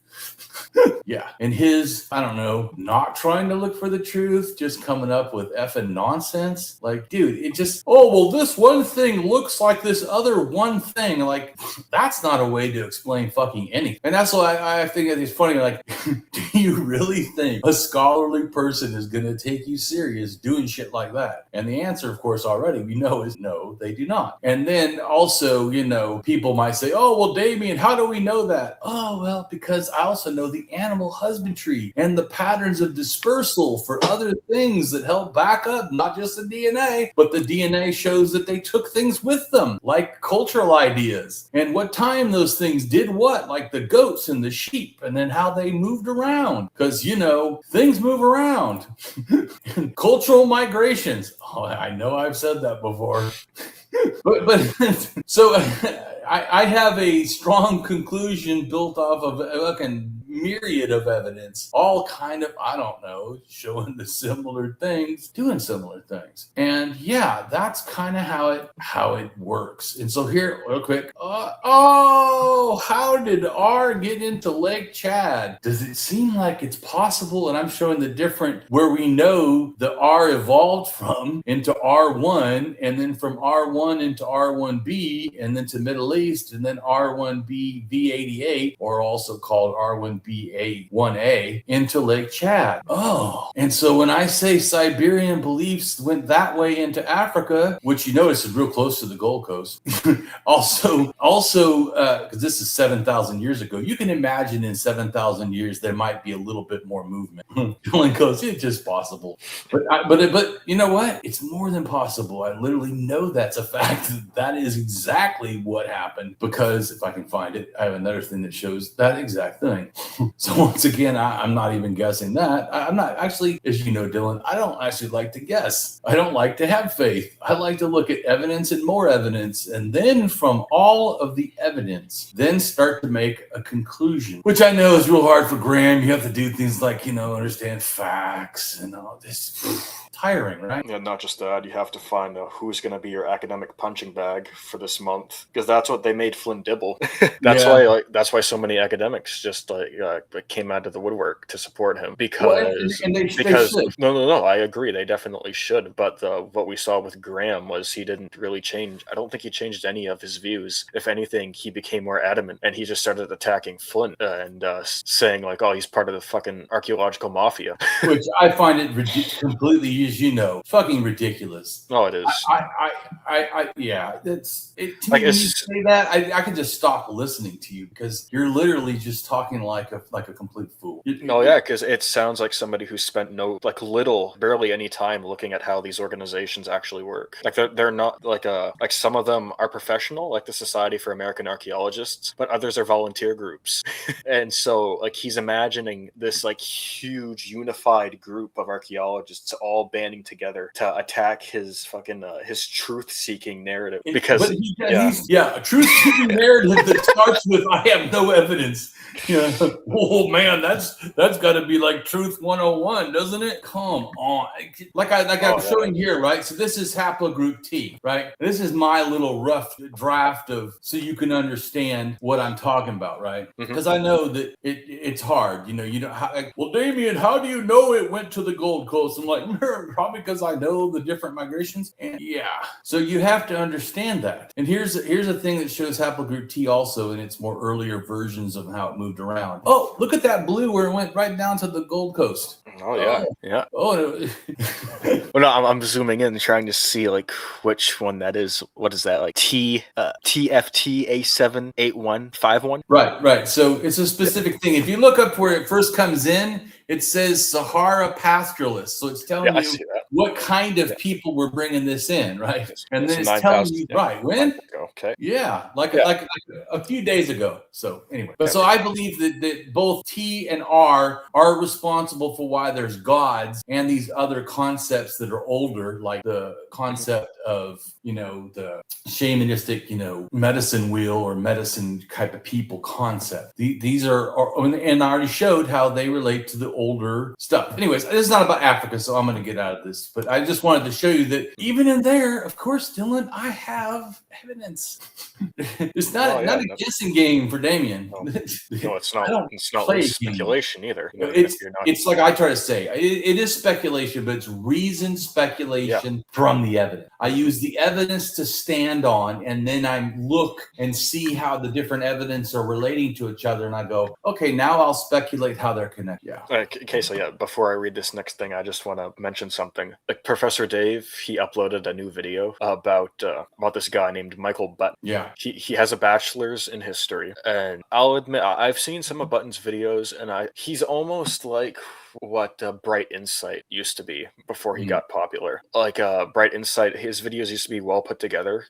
He would like base his theories and ideas on evidence and academic publications. Right. But then, like, as soon as he dipped his toe into the Atlantis theorizing and Graham Hancock and all that, he went completely off the rails into like the archaeological mafia territory. And that's where Michael Button is going, and you can see that in a lot of his recent videos also. Professor Dave really pointed out a lot of them follow the same pattern. They either don't know the information they're talking about, or they do know, and they're intentionally lying to their audience. And Professor Dave's not the only one to point that out. There's another great YouTuber who's talked about these guys. His name is Sacred Geometry Decoded, and he's noticed the same thing. They either don't know what they're talking about, like genuinely, or they do know what they're talking about, and they're lying for profit. So not good. Yeah, like no. so far, what's your opinion on what I've presented on spirits and animism and all this stuff? Hey, I gotta say, when I first heard about animism, I thought people who were animists genuinely believed that the entire world, like everything, like absolutely everything, had a spirit or a life force or something. I didn't know that there could be selection to that. Like some things do have this spirit and other things don't, or that it tends to be like, how could you put that? Like beneficial to the person or the culture, that those things tend to have the spirit more than the things that are like harmful. Right. But that's good. But no, going through it and like seeing like just how many different cultures that it really is worldwide, that it really is foundational to all the world religions. I didn't know that when I first learned about animism. Right on. Well, I'm glad this video and blog are helpful. That is the point I'm trying to do, as you know. And you're also getting that what I want is, you're not saying, you haven't once said, said, well, I trust Damien, right? You didn't say that. You're saying it as you yourself know, which is because you've now been convinced. Which is my point. My point is not for people to leave the video and say, well, Damien knows all this stuff and I have faith in him. No, it's that I explain it in a way where you, the viewer, the listener, the reader, understands, and you on your own. Because like I told you, I'm an anarchist. My goal is not for me to be great. My goal is to produce other people to be great. Yeah. So let's go back to reading about the Okay. religion. Anishinaabe religions. The Anishinaabe speak Anishinaabewomoan, or Anishinaabe languages, also known as Ojibwe, Ojibwa, Ojibwe, Ochipwe, Ojibwe-Moan, or Anishinaabe-Moan, that belong to the Algonquin language family. While there is some variation in the classification of its dialects, at least the following are recognized from east to west: Algonquin, Eastern Ojibwe, Ottawa or Ottawa, Western Ojibwe, Saulteaux, Ojibwe, Southern Ojibwe, Northwestern Ojibwe, and Southwestern Ojibwe or Chippewa. The term Anishinaabe is used as a collective noun by a group of different Algonquin-speaking peoples inhabiting parts of northeastern North America called the Anishinaabe. These peoples each have their own traditional Native American religions, although they have also seen substantial conversion to Christianity. Traditional religions found among the Anishinaabe peoples include Ojibwe religion, Ottawa religion, Potawatomi religion, and Ojibwe religion. Certain common features can be found across these different traditions, and there are religious societies like the Midowin that have been practiced by members of different Anishinaabe groups. Right. So the reason why that, even though they're sort of evolutions on their own, they all have common features, right? Is because religion is a cultural product and it moved in cultural migration. And then when it moves, it evolves. Like you'd expect. Yeah, like languages evolved. In an Anishinaabe traditional belief, everything in the environment is interconnected and has important relationships with the things around it. Non-humans and ecosystems are viewed as having great worth and importance in addition to humans. One such relationship in Anishinaabe homeland, what is now known as the Great Lakes region, is between Nime, Lake Sturgeon, Manuman, wild rice, Nibi, water, and humans. So pause for 1 second. If you notice, it's not every single lake. It's not every kind of vegetable or plant or whatever. And you see what I'm saying? Where we talked about before, I know the way that some people explain animism, you have to believe in every single thing. All things are the same. No, that's not accurate. Similar relationships are exemplified in stories. For example, in her book, A Short History of the Blockade, Leanne B. Simpson tells a story about a meek beaver, stating they, beavers, are consenting to giving up their bodies to help the Nishnabeg feed their families. A meek beaver is a being in traditional Anishinaabe stories that creates shared worlds. In Anishinaabe traditional stories, Nanabush, a meek beaver, and Nokomis, grandmother figure, are important characters. These relationships between humans and the other than human can continue to be used in current times with regard to conservation and the environment. According to Potawatomi scholar Kyle Powers-White, indigenous conservationists and restorationists tend to focus on sustaining particular plants and animals whose lives are entangled locally and often over many generations in ecological, cultural, and economic relationships with human societies and other non-human species. Ojibwe religion. The Ojibwe are an Algonquin-speaking people. They live principally in the Great Lakes region of North America, specifically in Minnesota, Michigan, Wisconsin, and Ontario, and in parts of Manitoba and Saskatchewan. Together with the Odawa, Ottawa, and Potawatomi nations, the Ojibwe form a confederation called the Three Fires. Ojibwe religion is the traditional Native American religion of the Ojibwe, found primarily in northeastern North America. It is practiced within Ojibwe communities in Canada and the United States. The tradition has no formal leadership or organizational structure and displays much internal variation. Ojibwe religion is polytheistic. It maintains that human existence relies on maintaining relations with powerful beings, the Manitou, or Manadug, singular Manitau, or Manadu. These have been described as spirits or spiritual beings, while the scholar of religion Teresa S. Smith called them the power beings of the Ojibwe cosmos. Such entities are not considered fundamentally different from humanity. The Ojibwe do not traditionally draw a dichotomy between the natural and supernatural. The dreamcatcher originated from the Ojibwe and became a popular commercial item in the late 20th century and became a symbol for the pan-Indian movement. Ethnographer philosopher Francis Densmore in 1929 recorded an Ojibwe legend, according to which the spiderwebs, protective charms, originate with spiderwoman, known as Asibikanshi, who takes care of the children and the people of the land. In some Native American and First Nations cultures, a dream catcher, Ojibwe, or Romanized, Asabikeshine, the inanimate form of the word for spider, is a handmade willow on which is woven a net or web. It may also be decorated with sacred items such as cert feathers or beads. Traditionally, dream catchers are hung over a cradle or bed as protection. It originates in Anishinaabe culture as the spiderweb charm, a sub-Akachin net-like White Earth Nation, Bowajiga Digawagan dream snare, Curve Lake First Nation, a hoop with woven string or sinew meant to replicate a spider's web used as a protective charm for infants. Dream catchers were adopted pan-Indian movement of the 1960s and 1970s and gained popularity as widely marketed native crafts items in the 1980s. Central to Ojibwe religion are powerful spirit beings called the Manituk. These come in various forms, each of which has a different relationship to humanity. Manitou is the fundamental life force in the theologies of Algonquin peoples. It is said to be omnipresent and manifests everywhere: organisms, the environment, events, etc. Manitou has entered the names of several places in North America. The name of Lake Manitoba, for which the Canadian province of Manitoba is named, derives from the area called Manitowoc, or Strait of the Manitou, in Cree or Ojibwe, referring to the strange sound of waves crashing against rocks near the narrows of the lake. Manitoba is also home to white-shell provincial parks, petroforms, symbols made from rocks, which serve as reminders of the instructions given to the Anishinaabe by the Creator. The Anishinaabe Medawewin, or Grand Medicine Society, considers the area containing the petroforms to be Manitowoc, where the Creator sits. It is the site where the Creator lowered the original Anishinaabe from the sky to the ground. Manitoulin Island, called Menadu-Minis, or Island of the Great Spirit by the Ottawa, is very important to the Ojibwe, or Anishinaabe, because of its many sacred sites and sounding rocks. Manitoulin Island is an island in Lake Huron, located within the borders of the Canadian province of Ontario. The current name of the island is the English version, via French, of the Ottawa or Ojibwe name Manadu-Walling, which means Cave of the Spirit. It was named for an underwater cave where a powerful spirit is said to live. In some Algonquin traditions, Geechee Manitou refers to a supreme being. The term has analogues dating to before European contact, and the word uses of Geechee and Manitou existed before contact. After contact, however, Geechee Manitou was adopted by some Anishinaabe, such as the Ojibwe, to refer to the supreme being. Algonquin religion acknowledges medicine healers who used Manitou to see the future, change the weather, and heal illness. Ojibwe medicine healers were primarily healers who used their spiritual connection to cure patients,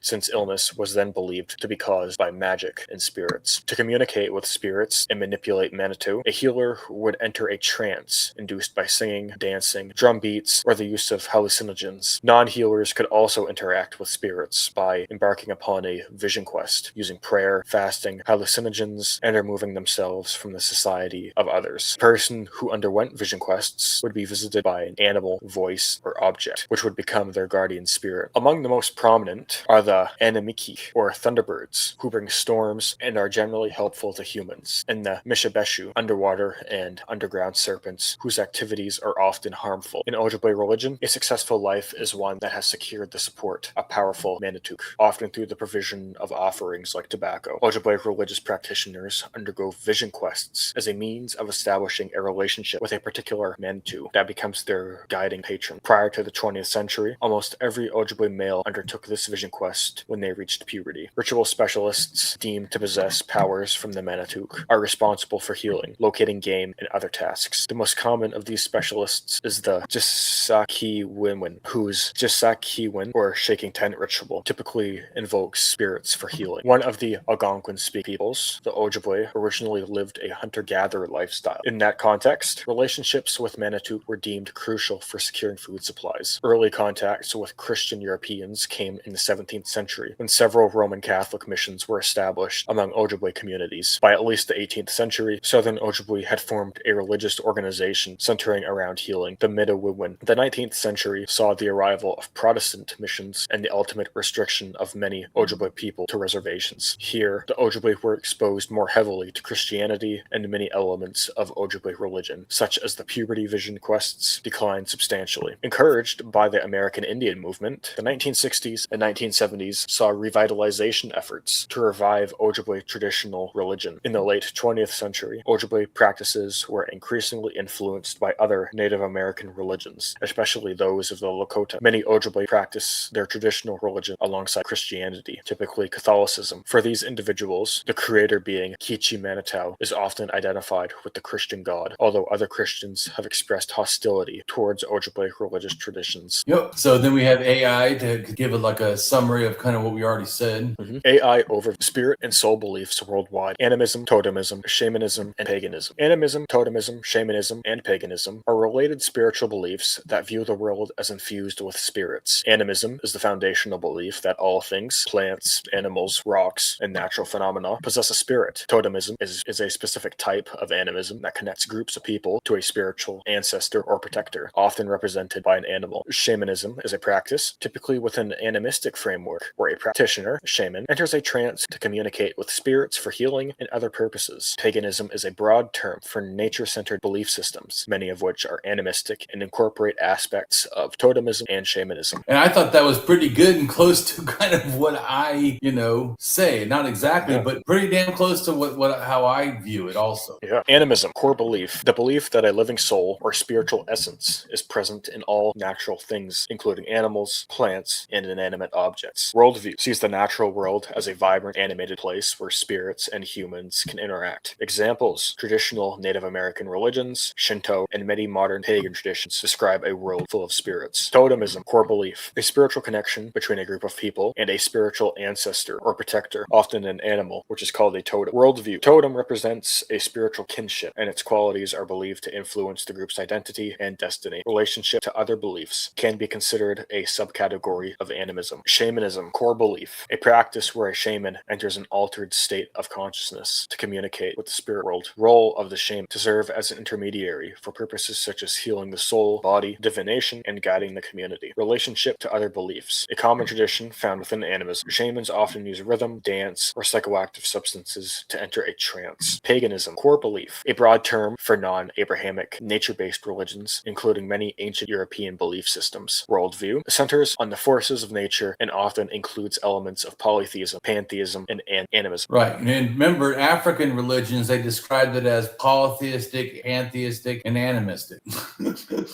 I'm just showing you how when you start to understand all the religions, you start to realize some of these terms, the reason they're hard is because really they apply much larger than people wish them. Relationship to other beliefs. It is a broader, more modern term that can encompass animistic, totemic, and shamanistic beliefs, especially among contemporary nature-focused spiritualities. And isn't that literally what I say? Animistic, totemistic, shamanistic beliefs? Yeah, because like we talked about before, like Legos, they're all stacked up, and then that equals what paganism is.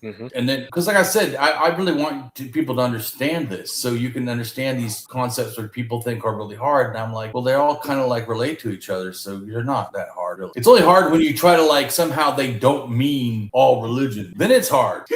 Then you kind of like jump through hoops of fire to try to figure out how to but no, not us. No, we have the one true religion. That stuff, yeah, that's when it starts to get hard because you're like, really? No.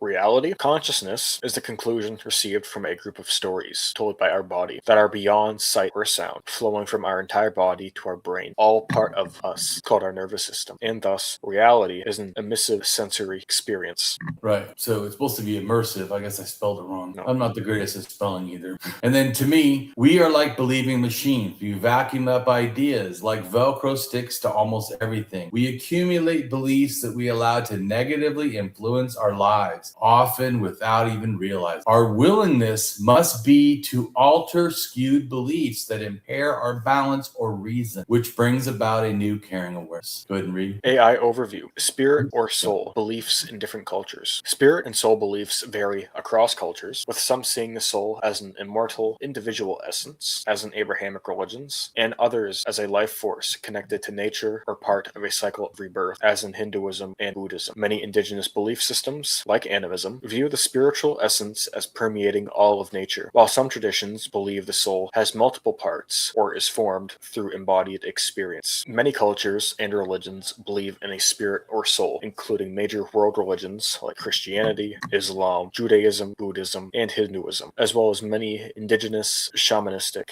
and ancient traditions. Beliefs range from a single soul to multiple souls, with varying ideas on their origin, purpose, and afterlife. Major world religions. Abrahamic religions, Judaism, Christianity, and Islam generally view the soul as an immortal essence created by God that exists separately from the body. Christianity. Most denominations believe in a soul created by God that survives death. Christianity adds the belief that God infuses the soul at conception, and it is judged after death. Islam believes in a soul that departs the body after death. Islam also believes the soul is everlasting and faces either eternal bliss or torment after the body's death. Judaism believes the soul is created by God, and some schools of thought, like Kabbalah, include concepts of reincarnation. Dharmic religions, Hinduism, Buddhism, Jainism, and Sikhism. Hinduism believes in the eternal soul, or Atman, as a part of the supreme spirit, Brahman, which goes through cycles of death and rebirth, samsara, until liberation, moksha, is achieved. Hinduism also believes in a soul,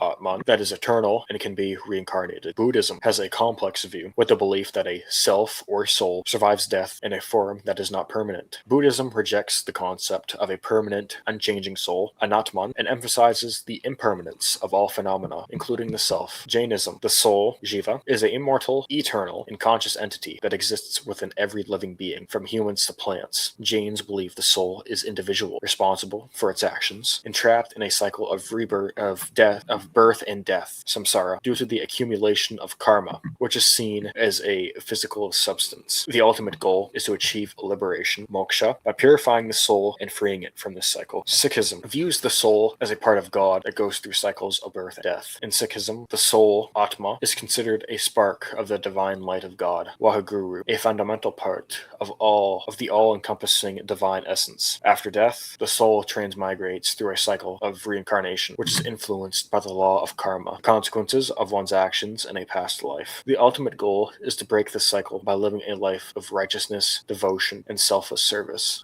leading to liberation and the soul's reunification with God. Other religions and spiritual traditions, indigenous and tribal religions. Many cultures across Africa, the Americas, and other parts of the world hold a belief in spirits and souls, often with complex ideas about a soul's journey after death. Ancient religions. Sumerians believed in a variety of spirits, including the ghosts of the deceased. You don't need to read it. Yeah.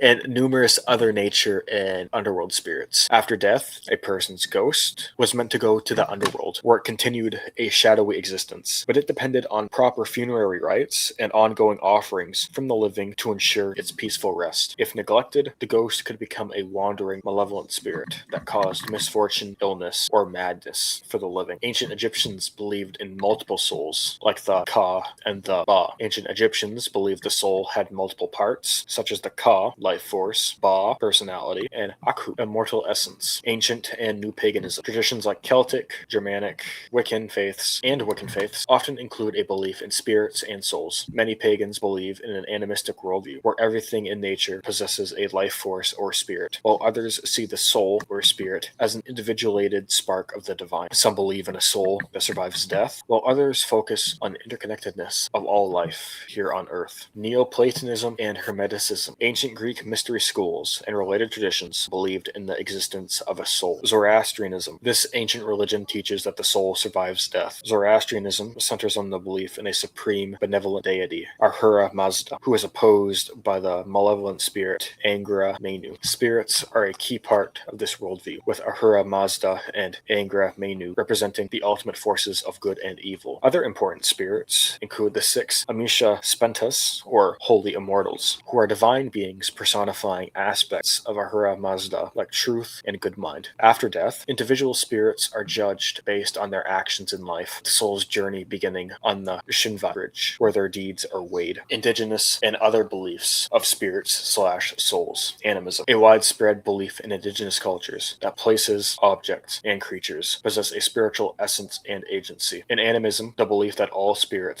things have a spirit or soul is central. It may include animals, plants, bodies of water, rocks, and weather. These spirits are not just passive essences. They are believed to be conscious, capable of having moods, and able to interact with humans by helping or causing trouble. As a result, people show respect and offer rituals to spirits to maintain balance and receive blessings, with the belief that earthly events have spiritual causes. Totemism, a belief system where a person or group has a spiritual kinship with a specific animal, plant, or natural object, known as a totem, which serves as an emblem or symbol of their identity. It centers on a particular plant, animal, or natural object that is sacred to a group or individual and represents its identity. This connection is rooted in the idea that the totem embodies a spiritual being, acting as an ancestor, guardian, or guide for the individual or group. These beliefs are intertwined with other spiritual concepts like animism, which holds that all things in nature possess a spirit. Totemic beliefs influence social structures, with rules often prohibiting the killing or eating of the totemic animal. In some cultures, totems prevent marriage between relatives. Totemism is closely linked to animism, the belief that all natural things, including plants, animals, and inanimate objects, possess a spirit or soul. This overarching belief helps explain the spiritual significance of totems. Totems are seen as having a mystical relationship with humans, acting as a spiritual relative or a representative of the group's spirit. A totem serves as a symbol of identity for a family, clan, or tribe, and it can represent ancestral spirits and unique qualities. The totem is often believed to provide guidance and protection, walking with the person or group through life. The totem often embodies an ancestral or protective spirit that is revered by the group. The spiritual bond is often seen as a reciprocal relationship of respect and protection. Totemism can be expressed through various forms, including totem poles, carvings, and myths that tell stories of the group and their totemic spirits. Shamanism, a spiritual practice centered on the shaman, an individual who acts as an intermediary between the human and spirit worlds to heal, guide, and maintain balance within a community. Key beliefs include the existence of spirits in all things, the shaman's ability to enter altered states of consciousness, trances, to communicate with the spirit world, and the use of these connections to heal the sick, predict the future, and influence events. Shamanic practices often involve techniques like rhythmic music, chanting, and dancing to induce these trance states. Spirits are believed to be active in both the natural and human worlds, and all objects and beings contain power. The shaman's primary role is to communicate with these spirits for the benefit of the community. Sickness is often seen as a result of malevolent spirits or a loss of personal spiritual power, which the shaman can address. Shamans often have animal or other spirit guides that provide them knowledge, assistance, and protection. Through techniques like drumming, chanting, and dancing, shamans enter a trance state, allowing them to enter a spiritual/spirit realm. In a trance, a shaman's spirit or soul is believed to leave the body to travel to other worlds to find answers or confront spiritual/spirit entities. Shamans can use their spiritual/spirit knowledge and connections to heal both physical and spiritual ailments. This can involve driving out negative spirits, restoring lost power, or providing guidance through visions. Shamans use spirit communication and ritualistic practices to tell fortunes, acting as intermediaries between the human and spiritual worlds to foresee the future. Shamans may use various methods, such as scrying or interpreting dreams, to foretell the future or locate lost items. Ancestor worship. Many cultures believe that the spirits of ancestors can interact living and are honored through rituals. The belief in a spirit or soul is central to ancestor worship, which is the belief that ancestral spirits survive death and can influence the living. People practice ancestor worship out of respect for the dead and the belief that the spirits of the deceased ancestors remain connected to their families and can provide guidance, protection, or assistance. Multiple souls. Some traditions, particularly some indigenous ones, believe individuals have multiple souls, each with a different function. Belief in multiple souls is common in many cultures, particularly in shamanistic and animistic traditions, where an individual is thought to have several distinct souls with different functions, such as a body soul linked to life and a free soul that can wander during dreams or trance. These multiple soul concepts are often categorized by their roles and different destinies after death. Beliefs about multiple souls. Soul dualism. This concept, also called multiple souls or dualistic pluralism, poses that a person has two or more distinct types of souls. The idea of multiple souls thinking is addressed by concepts like soul dualism, which proposes that a single person has two or more distinct souls, often with different functions, like a physical one and a free soul that can leave the body. Other beliefs, particularly in Asian traditions, suggest a soul can split and exist in multiple bodies or timelines simultaneously simultaneously to learn and grow faster, while ancient Egyptian beliefs also include distinct soul parts, like the Ba and Ka. Body and free souls. A common belief is the existence of a body soul or a life soul, which is tied to the body's vitality and consciousness while awake, and a free soul or wandering soul that can leave the body during sleep,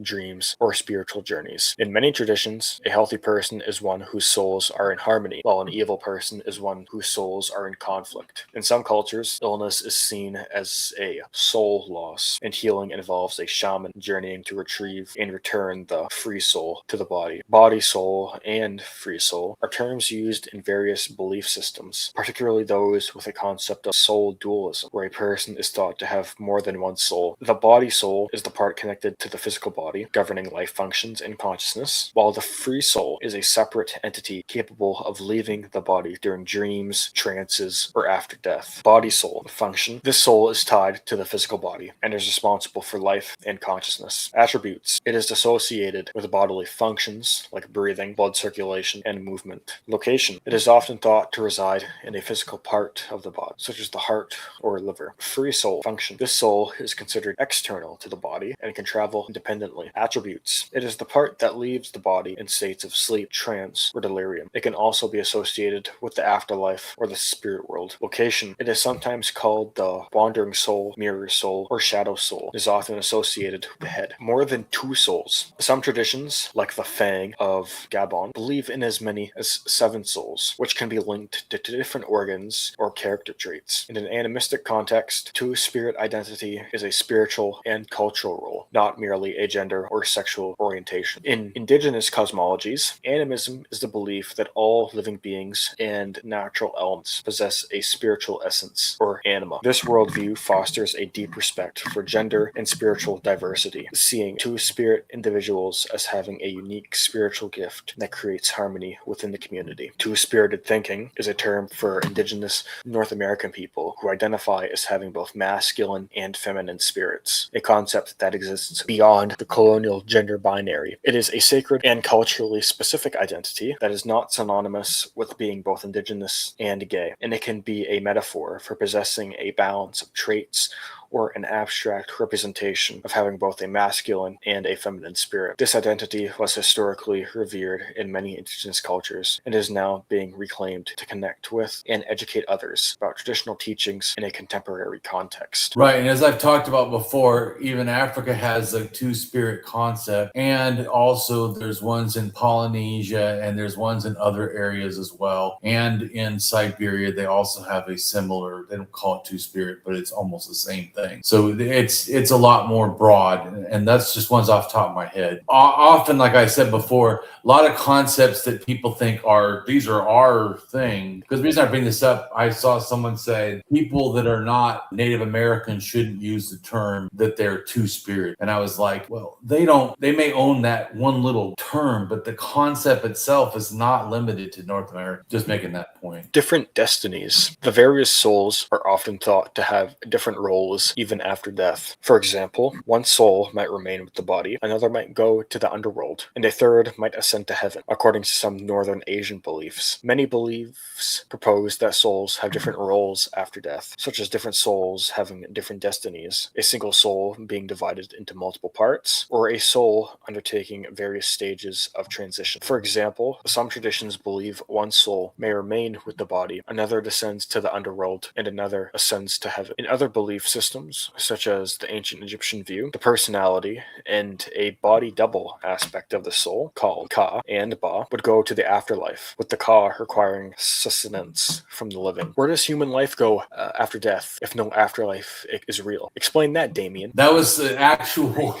question someone said, because I said, they said, well, Damien, it's okay to be an atheist, maybe even against religion, but you can't say there's no afterlife. And I'm like, like, I'm a metaphysical, as we talked about at the beginning, metaphysical naturalist, meaning that metaphysical is not like magic. It's that what is real naturalism. So it's in philosophy. So what it means is only natural is real. Another way of saying that. So that was my statement. And then they're like, well, explain that. And so then here's my actual response I wrote to them. Go ahead. Where does bacterial life go after death if no afterlife is real? Explain that, and what makes you think humans have added magic different from all other life, if we agree that evolution is true. Stop believing in the unscientific nonsense called spirits/ghosts. Right? I mean, you have to admit it's a good point. Like they're willing to believe in a human soul. What about a bacteria? Right. Because see, Jains do believe that bacteria has a soul. They actually sweep away when they're going to walk and sit because they're afraid of hurting bacteria or hurting, microorganisms. I'm just making a point. So yeah, it is a good point, especially if you understand world religions. It's a very good point, and explain that. Anyways, so just because I'm real and like real things, I do explain that even with a scientific test on spirits and ghosts done by science in a lab. No. So go ahead and you still believe in ghosts? Go ahead. You still believe in ghosts/spirits because you think you have seen or felt them? Well, think again. It's all just in your head. Scientists created ghosts/spirits in the lab. This sensation is commonly reported in people with certain neurological or psychiatric disorders, or those exposed to extreme conditions. In 1970, mountaineer Reinhold Messner reported seeing a phantom climber descending the slopes of a particularly extreme summit alongside him. This also happens in people who have reportedly experienced another extreme sensation, the loss of a spouse. In most cases, the sufferer reports the very real sensation of an unseen presence. This is the stuff of which ghost stories are made, but researchers say they know why this feeling occurs, and they've even recreated it in the lab. Yeah, which I put a link in, and people should understand. This is important to understand. What is a ghost? It's all in your head. and right? So the sensation commonly phantom chamber descending the slopes, right? See, I took it from this thing. And then they did the Swiss Institute for Technology find scientific culprit in these strange sensations. A team analyzed brain scans of patients suffering from neurologic disorders, feeling the ghostly feeling. They found abnormalities controlling and how the brain and body sees one's own initial self-awareness. Abnormalities can sometimes create a second representation of one's own body, which is not. This is important too, because there's also another study that kind of helps back this up, where they take. Have you ever seen it? Where they take a person's rubber hand and then they touch the rubber hand and they hit it, and the person actually thinks they feel it. It's the same thing. Your eyes or your mind creates sometimes what it thinks is its own body. So it makes errors, and it's that error that makes you think it's a ghost. Not real. Like, well, I know I felt it. I'm not saying you didn't feel something. That's not what I'm saying. I'm saying you're making an error.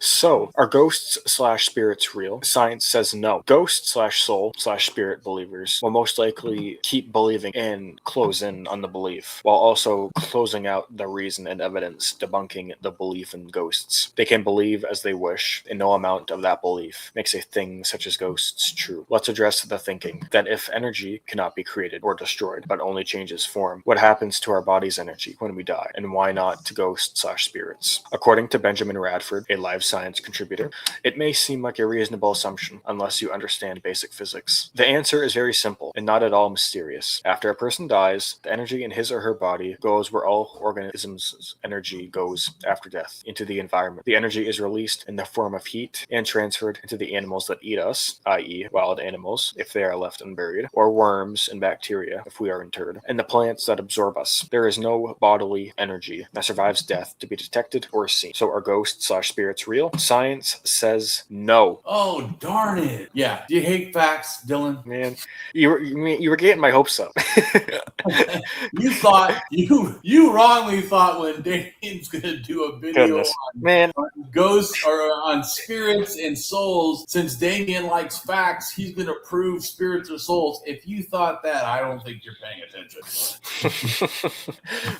No, there are not spirits/ghosts. Spirit/ghost believers say, but it's not magic. It's reality. It's a scientific fact that once energy is created, it can never cease to exist. It just changes form. Nevertheless, they are in error. They seem to be confusing two things, as energy is mindless, not aware of what it was in a previous form. Which I think is the most important thing to remember.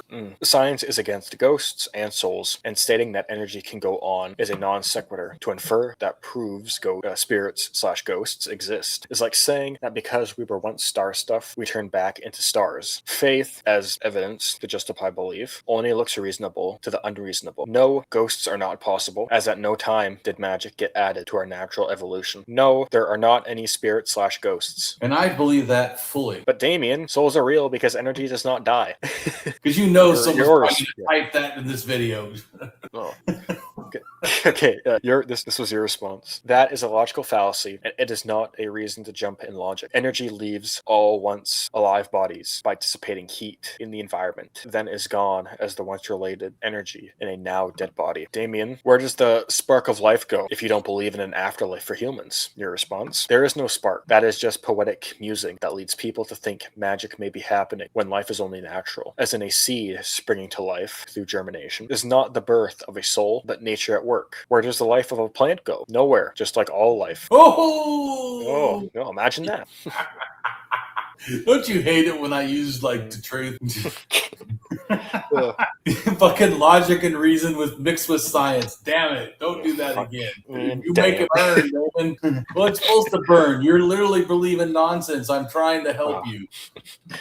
Stop believing in the unscientific soul/spirit nonsense. See, this is my heart going out to you. Please think, reason, science. Come on. Science shows we don't have the conspiracy theory called a soul or spirit, as death is our end. Mind is a process of an alive, brain-dependent arena. The scientific consensus does not support the existence of any kind of soul/spirit anything as an immaterial, independent entity, and considers the concept of soul/spirit anything as a non-scientific thinking devoid of reality support. Instead, all scientific fields, such as neuroscience and psychology, easily explain/demonstrate the mind as a product of brain's complex physical processes. The scientific consensus concludes that when the body and brain die, all consciousness ends them. Soul/spirit animating force equals unscientific non-reality, speculation of a supernatural life force with mind aspects somehow independent of mind or body, thought to exist after death with the person you once were. Which we know is nonsense. We can stop there. There's more stuff. I don't need to keep reading. I think that's good enough so we can wrap this video up, because I also want to just hear your thoughts now after hearing all that we've presented, because I think that, like I said, I think I certainly have provided enough food for thought. And then now,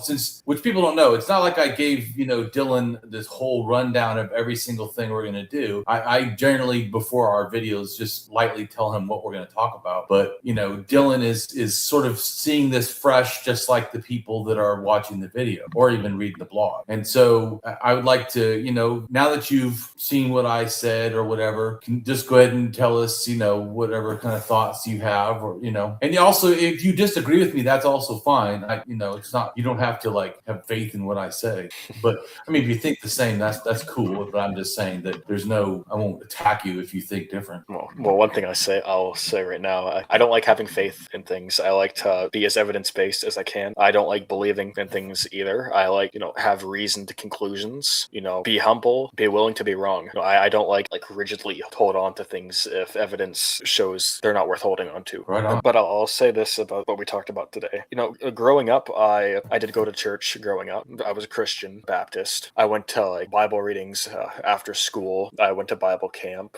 We read about different events in the Bible, the life of Jesus, the importance of Noah's flood, and other typical things like that. As a kid, nowhere did I ever think about something called animism. And so when I first learned about animism some years ago, and even back then, I didn't do a deep dive into it like I probably should have. It was just something I had learned about in passing. I think it might have been like with one of Matt Dillahunty's videos or another video in like that topic area, like atheists debating Christians or religious people. Even back then, and even like surprisingly up until recently, I still had this belief that animism was, like I had mentioned earlier, like everything, like absolutely everything, like even indigenous cultures believed that everything was super significant and like animated, like almost overflowing with life. Like and like today, like we talked about, that's not always the case. Like a lot of the time, it can be something like you had mentioned in Africa with the two spirits, like the person getting a spirit from their mother and their father, or it can be something beneficial to the person or the culture, like a plant, or even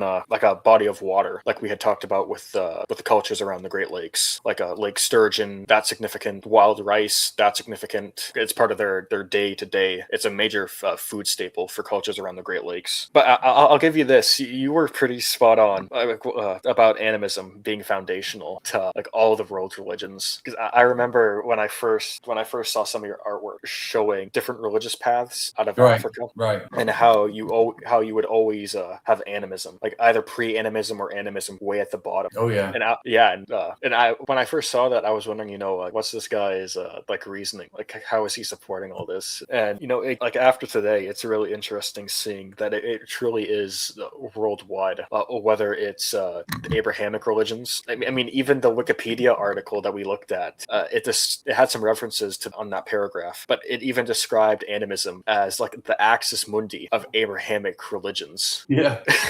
So I'm like, imagine that. So whether it's Abrahamic or Hinduism, Buddhism, paganism, like whether it's Celtic or Norse or New Age, Wicca, or all the traditions over here in the Americas, whether north or south or even central, like it's widespread, it's worldwide. Yeah. Like yeah. So and I'm happy you've got that, because like I said, now you don't just believe me. You've seen the pictures, and I'll show a picture right now.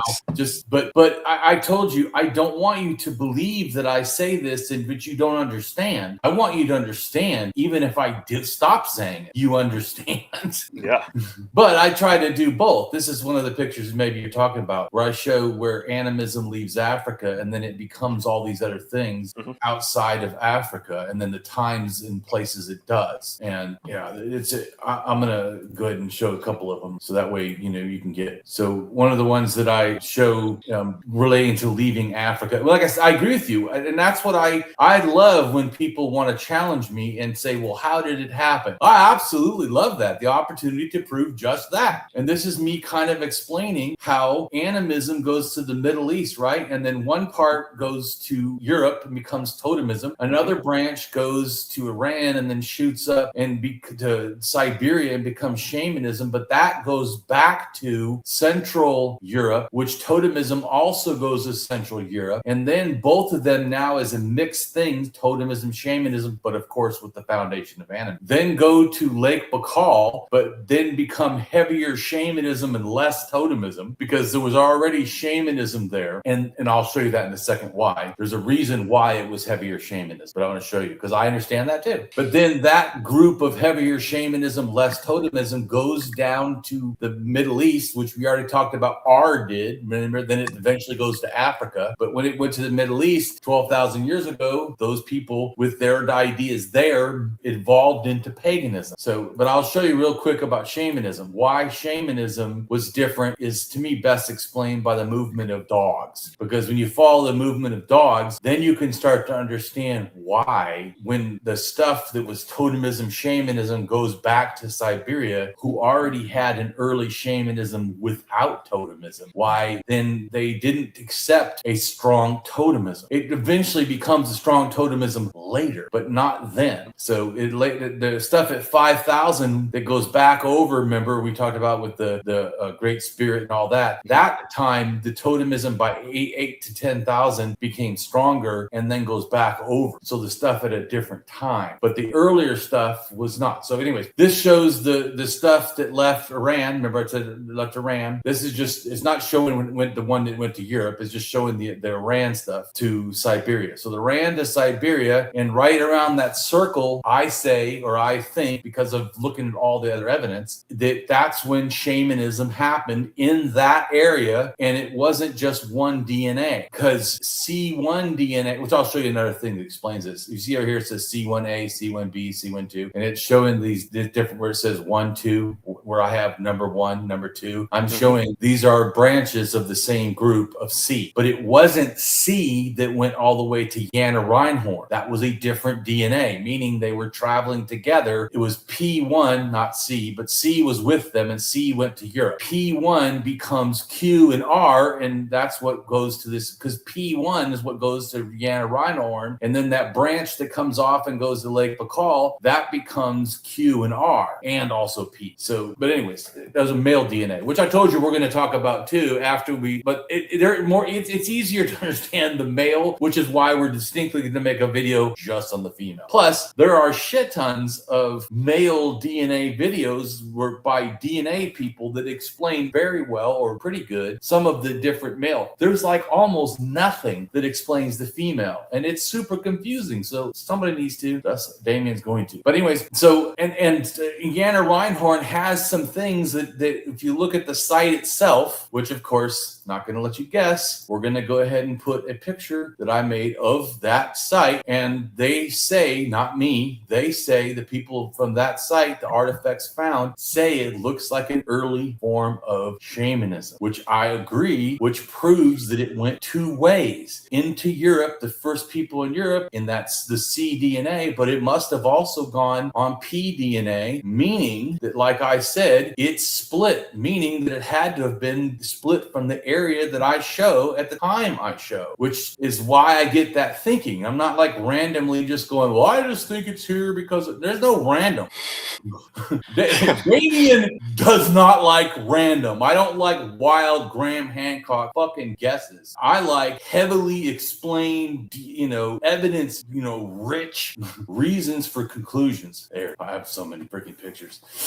So this, once again, is showing the DNA dispersals and how it got to Siberia in that same way, because see, the other one went to Europe. It becomes the first graviton shaman burial in Russia, which is cDNA, which is not what is up in the other one, which in a second I'll show DNA so you can understand that also. Because once again, I have facts and more facts, and my facts even have more facts. So this shows the different things that was at the Jana Reinhorn site, and this is not stuff influenced from Europe, but what had to have branched off of this stuff in Siberia, which we also see, and I'll show you in a second, that site at Sinclair and their advanced stuff. So the advanced stuff, even in Sinclair, Russia, also was not yet influenced by Russia. So it had to have been that place. And also why I know this, none of the other places that it branches before that has anything. The artifacts are sterile. Right after that point, artifact rich, and they all have dogs that branch off of that point. And then they all have these shaman, sort of like did more advanced beliefs. So why I think that happened where it happened. And then also they even have headbands. So and they're using this notching. And real quick, let me just show you something about the notching, because of course it would help to understand that. So I will show you that, which I do think starts in Africa, also to once again show all this stuff is related. Not because like Graham Hancock thinks so, or arbitrarily without real understanding just ram shit together, but because I do understand. Here you go. Here's Africa all the way to the stuff up in Jana Reinhorn site, but also the stuff that went to Europe and Russia and Lake Baikal. You see all this different stuff with these little markings, little etchings that also are similar to the stuff in Africa. Yeah. So, but I'm going to show you the DNA real quick to show you about the stuff, why I think the stuff in Siberia and in Europe, and that the DNA is different, but they're doing similar behaviors. And that's why it's important. I'm showing past DNA, so not same people and not the same exact cultural stuff are doing something similar, which I think that's the point, to grasp, is that's why I know it's a cultural thing that was shared past these two cultures. That's also why I think when the ideas go back to Siberia, where people are practicing early shamanism with no totemism, and these totemistic shamans show up, they're like, yeah, I'm not taking all that. I can see how that would make sense, let's put it that way, in a way that, it obviously, if it wasn't, like that, it would be different. So here's the DNA, because like I said, I like to know exactly who is doing what, where, when, how.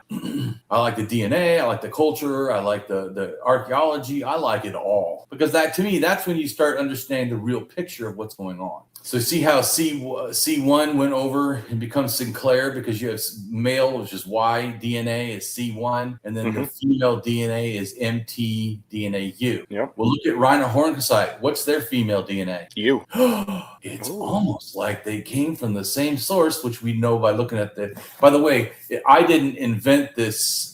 Where the lines are. This was actually another person. I just adapted it into, a more understanding. Other scientist is one that came up with their actual, like a map of their movements. I just take those map of movements and then put them in more cultural context.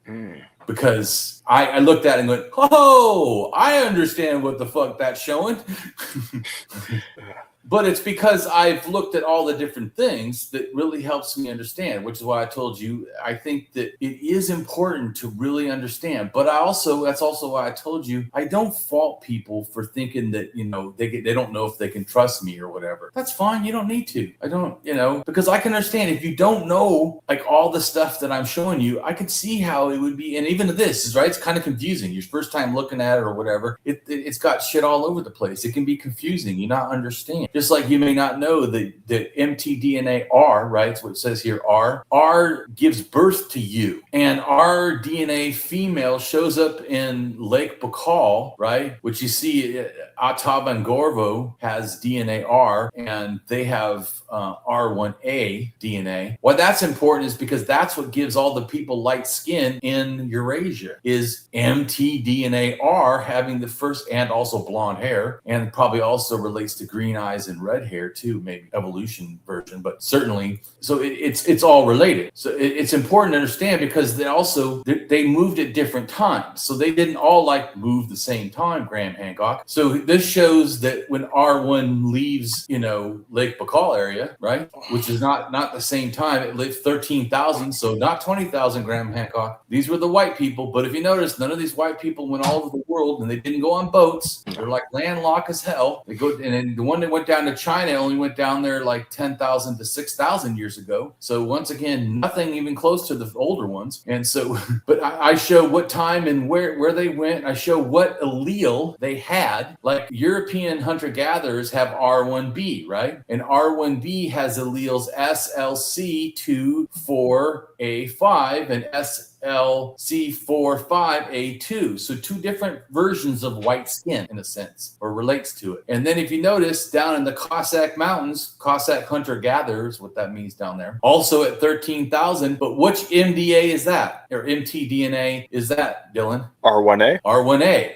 So R1B is what Eastern hunter-gatherers have. So some people, because they don't know that kind of information, they think that their two are directly connected. Are they? No, they're not. Because they think, well, Eastern hunter-gatherer light skin is what gave the Cossack Mountains. I'm like, no, it didn't. It literally has a different version of the DNA. R1A female is not the same as R1B female. Thank you very much for playing. And also, I'm sorry if facts don't support what you dumbasses believe. And so let's go. What allele, that little red number, is which one they have. Which you notice it's not two like the ones in the north. They only get one version, and then that version shoots into Turkey and becomes part of the 9,000 years ago, which is in a sense, the first farmers going into Europe having lighter skin. And so the farmers in Turkey weren't always light skinned. They only got it sometime after 13,000, probably think it's 10 or 11, and then by 9 it starts transmitting into Europe, right? So, but also Iran gets 10,000 years ago gets a yet different allele, but this time it got it because our females that were in Lake Baikal or in Kazakhstan area somewhere, I just show it straight from there, but it could have been either one. It gives it to Y DNA R2, which is not the same as the R1B and R1A that is most of Europe. So R2 goes down with this new light skin variant, which is different than the Cossack Mountain variant. And it goes and it gives the second. That's why Turkey has two different alleles that came from two different places, one straight down from the Cossack Mountains and one up from Iran. And so that's what ends going into Europe, is this dual thing that I know exactly where, when, how, wow, whatever, where it comes from.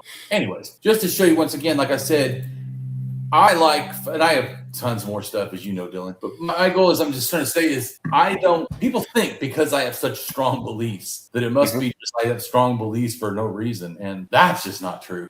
I have strong beliefs for strong reasons. Or that's how I feel. Let's put it that way. You can say how you feel, because, I know how I feel knowing what I know, but how do you feel when you receive what I show you or explain? Oh, no, you have the data to support what you're saying. That's just it. It's like you said just a little bit ago.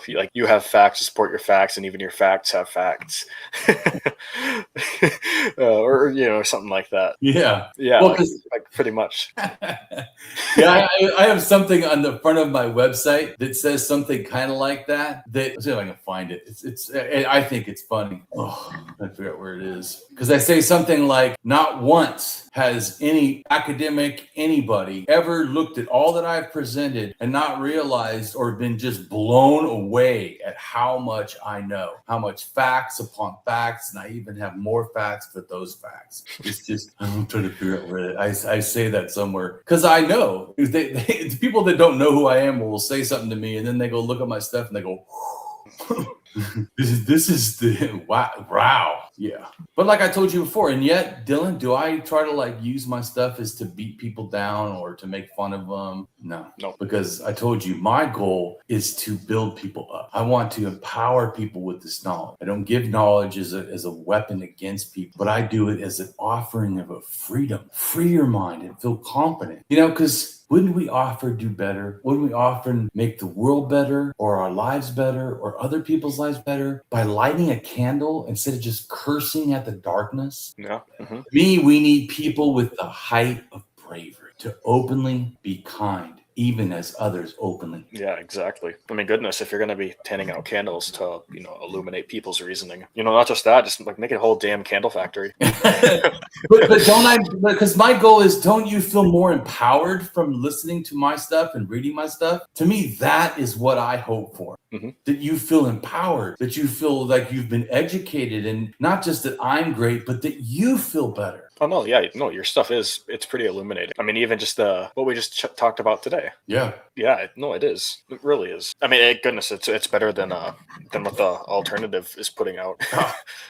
Goodness.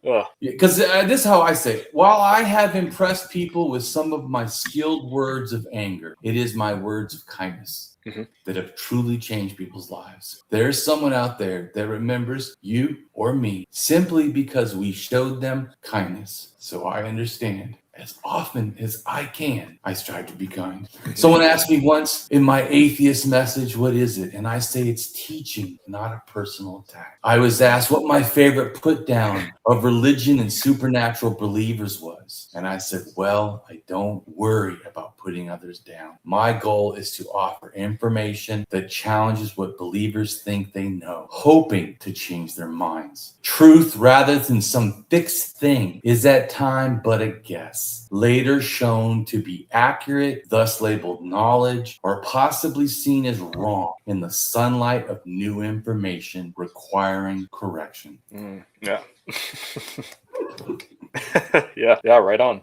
Like you would say. Yeah, right on. Well, and like I said, that's what I hope for, man. I hope for that you use knowledge as not a weapon, but a tool to empower people, to inspire people, to make people want to know the truth. And I do agree with you. I also always try to say I really support academics and archaeologists and historians and ethnographers and and mythologists, that have done hard in linguistics and DNA scientists that have done all this, anthropologists that have done all this hard work. I appreciate all of you. It is because of your hard work that I'm able to see deeper truth, and I appreciate it. I am exactly the opposite of thinking it's a mafia or whatever. I feel like they're truth, savers or spreaders.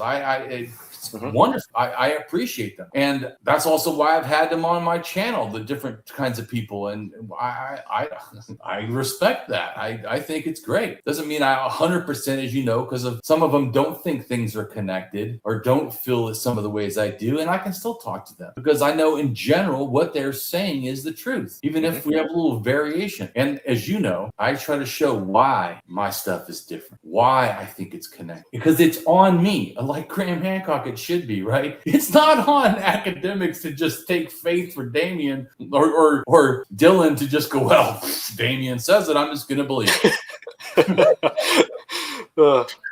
No, I should present the information that's telling enough to make Dylan go, I should believe it. Yeah, anyways. But even if you don't, and you still want to believe in souls and spirits, this other thing like I was trying to say is, I don't hate you. I don't hate that you believe in spirits. If you want to, I don't even go around belittling people. I try to show reason and evidence why that's not reason. And that's my goal. And as long as you're not trying to infringe on the rights of others or my rights because of that, go for it. It's like you sports team. I hate sports. Yeah. Whatever, you like football? Cool, I don't. So anyways, go ahead, Dylan, and tell us where we can find you and all that good stuff. Okay, you can find me on X, Blue Sky, and Reddit at CopperViolette. You can reach me at my email at copperviolet@gmail.com. I have a Facebook account. I post on the Old Copper Complex and Ancient Waterways America and Musquabbit groups. Though my Facebook is more personal, but you can still reach out to me there if you want to. Aside from that, you can find my stuff here with Damien. And I have a academia.edu account, Dylan Violette. Right on. Okay. Well, I appreciate you joining us, Dylan, and I always appreciate your contributions. So thank you. Yeah, and I appreciate coming on, man. And yeah, thanks for inviting me to your show. Right on. Yep. All right, everyone, take care. And next time we're going to talk about Texas indigenous peoples. Looking forward to it. See you later, everybody.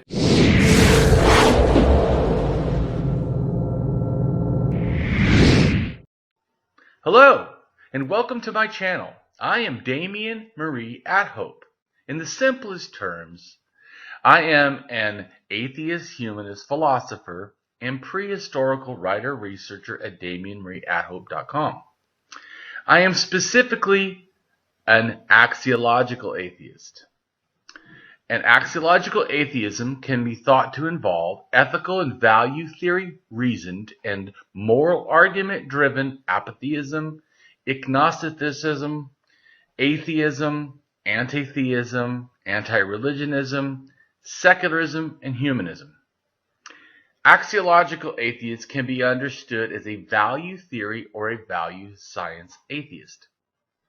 As an axiological atheism's ethically reasoned and constructive pro-humanity, I am an axiological thinker, value theorist.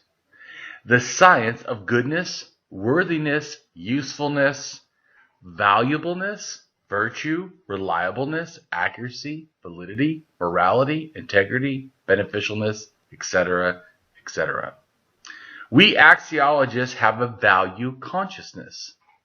And in general, we see the architecture of humanistic humanitarianism value in people that we see as dignity beings. Places and things are not. Axiology is a value theory. In its broadest sense, it involves areas of philosophy that are deemed to encompass some evaluative or evaluation aspect. Therefore, it crosses almost all domains in some way or another. Now for a more detailed terms as to what I am. I am an axiological atheist, an anti-theist, an anti-religionist, secularist, humanist, rationalist, writer, artist, poet, philosopher, advocate, activist with schooling in psychology, sociology, as well as I am an autodidact, self-taught in science, archaeology, anthropology, and philosophy. I promote science and am against pseudoscience, pseudo-history, pseudo-morality, things that are found in religion.